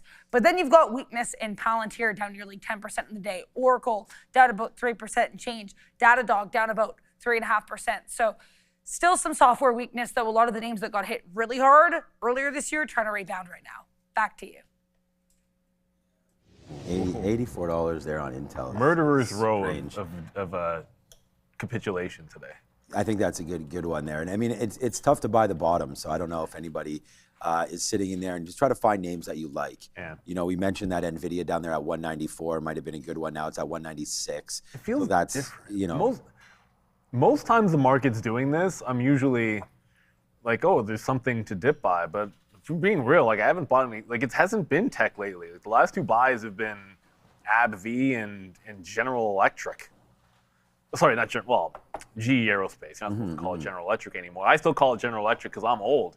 But when we're down this much, it's like I gotta find. It has to be a tech. I had to buy some tech name at lunchtime today. It's too much. It's been an absolute watershed to the downside. But you are getting bounces. So the Nasdaq's at VWAP. Nvidia's about to go green. So look, do a job, Nvidia. Like this is what you do. I say this to someone makes a mistake on the diamond. Like yesterday, we had like one of our players, usually pretty reliable, kind of lets one through the legs at third base, and our left fielder was sprinting to the ball, makes a great play to pick it up and hold the runner from scoring. And I'm like, that's how you pick it up. Market's dying, someone's got to pick up the slack and someone's got to catch that bid. So hopefully Nvidia is going to do it and close green. Apologies in advance for the fact that I probably have now jinxed the move, and this will be the high on Nvidia at 196. But Nvidia is doing a great job here. This is what you want to see. You want to see at least a couple of the biggest names show a little bit of strength. We'll probably stop at SMCI if that happens, but iBit's holding VWAP, PayPal's bouncing as well. We had a couple more super chats to get to. I know we missed at least two. There's no name on that super chat. Thank you to. Oh, it's too long is the name. Okay, we got. Okay, we're gonna shout them out, so I'm gonna find it if I can. It is. Oh wow. Applied. Anil. It's Anil. That's right. That is about 20-something characters at least. So yeah, thank you for the super chat, Anil. Thank you. Why have the name so long, man? You know we can't. Applied Digital, thoughts on that one after their earnings yesterday. Anybody that, if you were not bleeding and making fresh lows in this route today, that's a fantastic sign. Because as everything is bleeding, you're holding the low, just showing you buy support. Now the buy support is barely holding on and still making lower highs, so it's still a little bit of a flat bottom breakish going on. And then again, the chart doesn't look fantastic, but it does say something that this 26, which was the bottoming tail before, is holding. So you get the old 3-day rule, you hold this level, then it maintains the trend break. Just watch out. Downward sloping 200 period moving average. We're going to have Brian Shannon on this afternoon, and he's awakened me to the notion of when you get things bouncing that have downward or flat sloping 200 period moving averages, how far are you expected to go? The ones of the uptrend, give them more room to go. The ones in a downtrend, have an idea where you want to take profit. Because in a downtrend, downtrends reach the lows again. And this is still in a downward trend. But I like that bid that it's finding right now on APLD. So we'll be in the money here on Google about $1.80 right now as it's near the highs, and then we're looking. Unfortunately, it looks like we're going to get stopped out here. I mean, we liked 112 on SpaceX. That's basically where I'm at. We've gotten some out here, but it looks like it's going to overtake 113 now. It's funny, I was just bidding 112.15. It went as low as 18s, and we're trying to get out of some of this, but looks like here it goes, going to run 113 right now, and we'll stop out. We'll have a couple negative trades. There it goes on the short side for SpaceX today.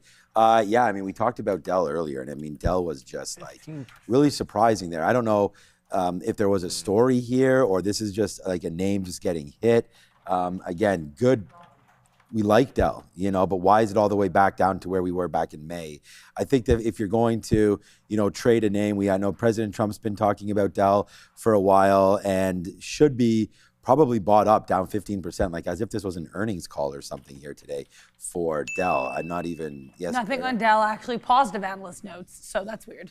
Yeah, so I think that this is a good look there on Dell, and I think it probably needs to be bought up. I mean, looking to pick up some sort of tech name, if you are, Neil mentioned that, Dell down here at 370, you could probably find worse names for Dell. So my opinion is I think it's a buy.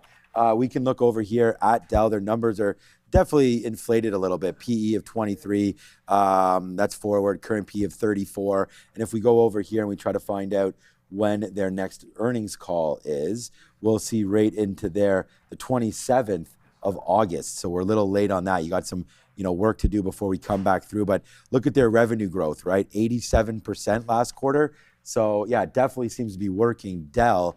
But working which way? Today, downside.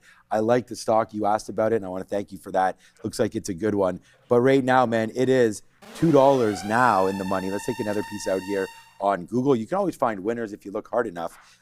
Google today, Apple today, two good ones. SpaceX, negatory on a good short today. SpaceX really, look at this last half hour, or last hour almost for SpaceX. 107 up to 114, giving it all back and going green right now. SpaceX right back into yesterday's levels of 114 again. Wow. What got underneath SPCX? I mean, that was the market too. Quite the bid. Yeah, but I mean, this is a 5-minute chart on SpaceX. It's never mind. I didn't straight like that. So there's a lot of fire underneath this one. So congrats there.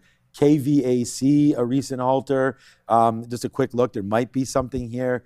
DFNS, we were saying it was holding 28 pretty good. Looks like it did that. Now we're hovering around 30. Just reopened not too long ago. DFNS at 1043. That one's trying to go. And wow, man, I really... Look, I'm happy as with Google. Google almost now up as much as Apple, but SpaceX, we've given that back. Like, that's short. Good thing we just kept on getting out of it. We just stopped out at 113 2 seconds ago. Now you're at 114.50. SpaceX going hard right now to the upside, guys. So yeah, congrats on SpaceX trading there for anybody that's in that one. All right, we'll see if it settles down when we get back from Madeira and Money Talks at 10:50.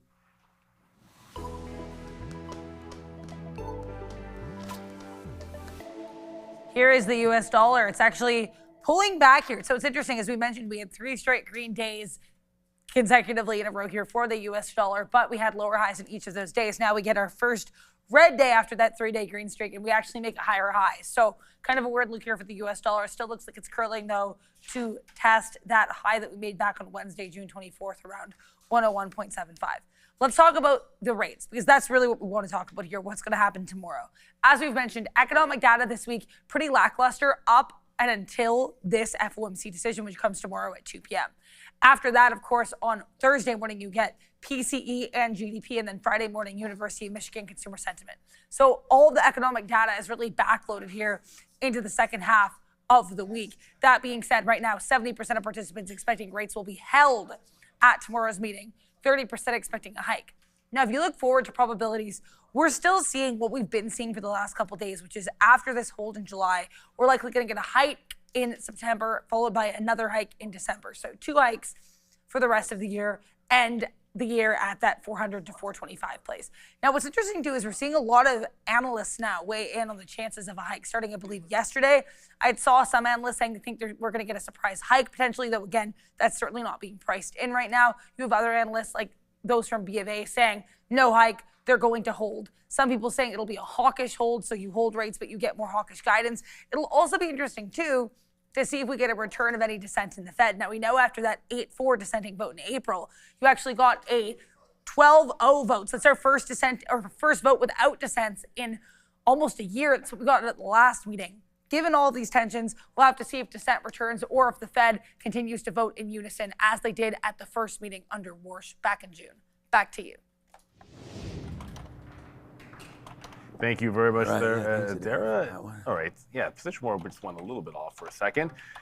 We just pulled, okay, we're pulling back into VWAP on PayPal, so that's the first one. If we get a dip, you know what? Let's wait a little bit closer to the volume-weighted average price if we can, and try to grab that one on a dip.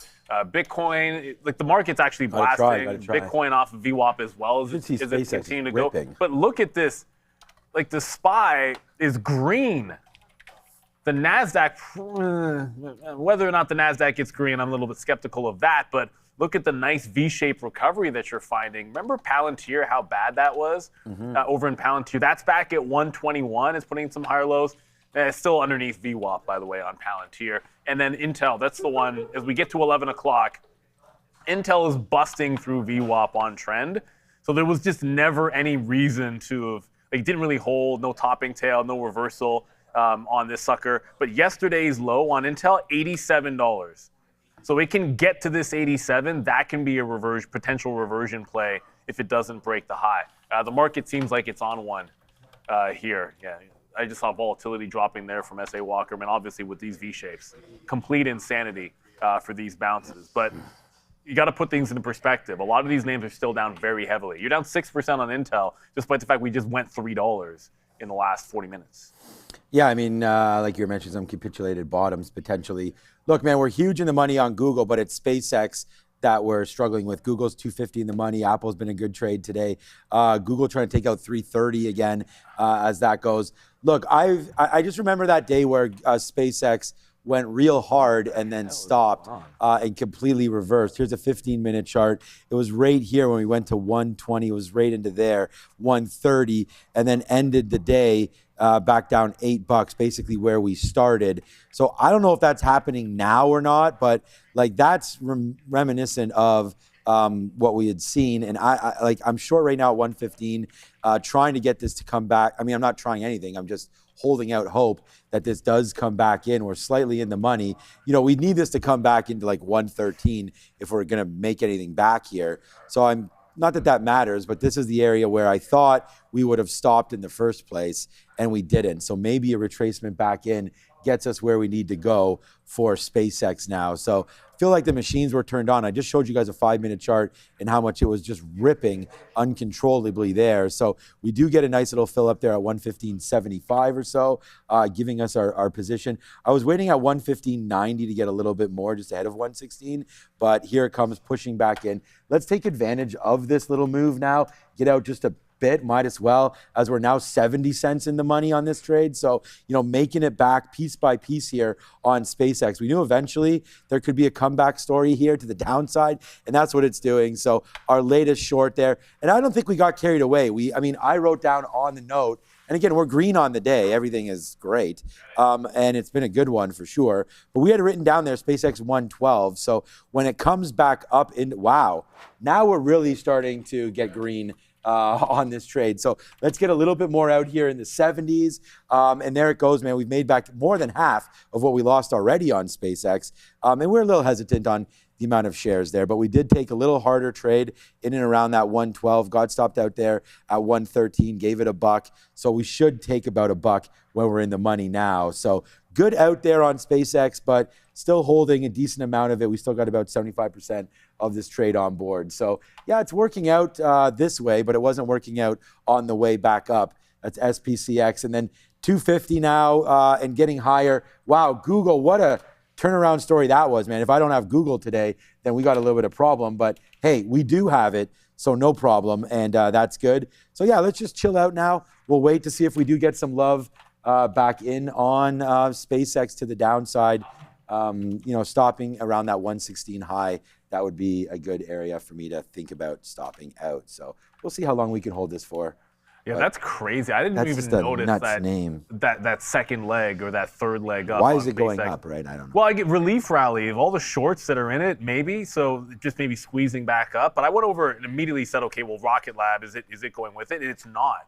So I saw that move, and if it's going to revert, like pick on the weaker name. 62.8 was the initial bounce here off of the open, was back into 62.8. It's about to break trend here at the $0.50.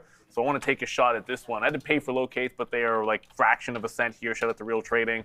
Not free to short Rocket Lab, but I promise you, we're probably cheaper shorts for us than it is for almost anybody out there. So once you confirm this red candle, it's short.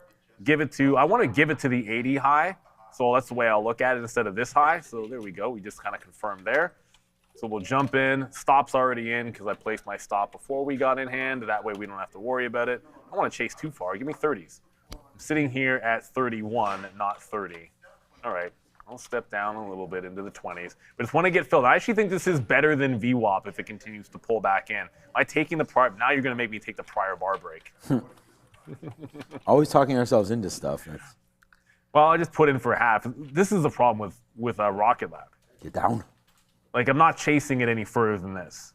Like, once it broke the prior bar, I'm not going to chase it any further than that. And do have to watch out for PayPal because PayPal is right at VWAP here. So I'm just quickly going to show you.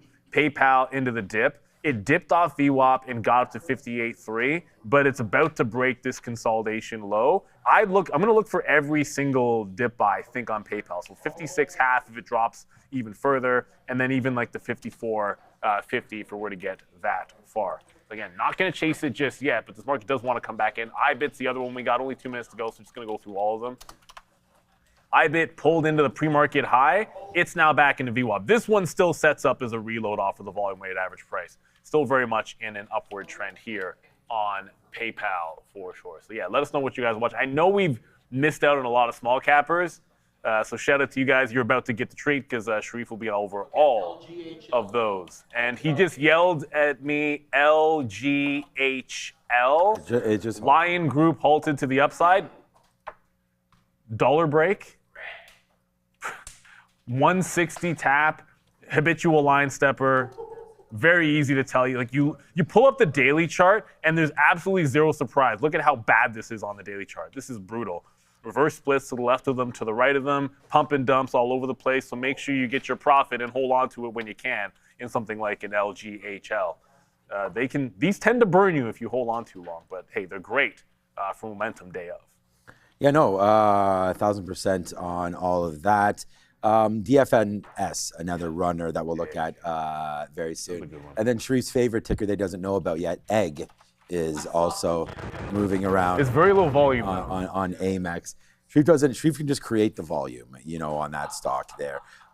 Get your protein in a matter of 30 seconds. Okay, so we're ringing registers now, man. We're $2 in the money on Google. We're $2 in the money on SpaceX, and that means that we get, so far, anyways. We'll see if it gets a little lower at that 113 and change to the downside now. We'll see if it can ring some kind of register. I'm bidding 113.05s. Hopefully that can come in, and then we'll wrap it. I want to be out of here. We'll come back and we'll see what SpaceX is trading at. Machines turned on. You know what happens when they turn off, right? We'll see if it comes back into 111 would be pretty sweet. VWAP also a strong possibility. Without anybody in there buying it, we'll see. But I'm going to take out one more piece right now at 40 because it looks like we didn't get our 113. And that's going to go so far so good. But yeah, thanks for watching. It was obviously a fantastic market move today, whether or not you were short or long. I only lost money on the short. So I've only down on SpaceX there today, of course, position pending as we talked about it. Google and Apple, good longs. Neil just reviewed some of his trades as well. Bitcoin, 63.4. I think that might be something to look at there. Rocket Labs is a curse. I can't wait to break even. You may have to, I have no idea what your price is. It depends on what break even is. A little longer if you're trying to break even on Rocket Labs. Oh, by the way, Google just, I don't know if there's news on Google, but we are now $3 right now in the money on this one.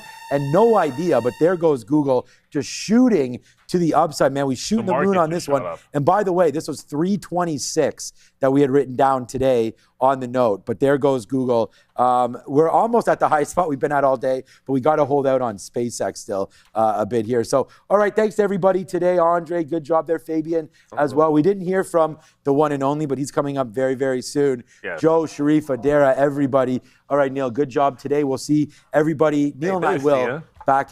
Yeah, Sia's back in here right now. We want to say she'll be here on the midday show right there. I never forget Sia. I didn't see her, obviously. So, hi, Sia. It's nice to see you.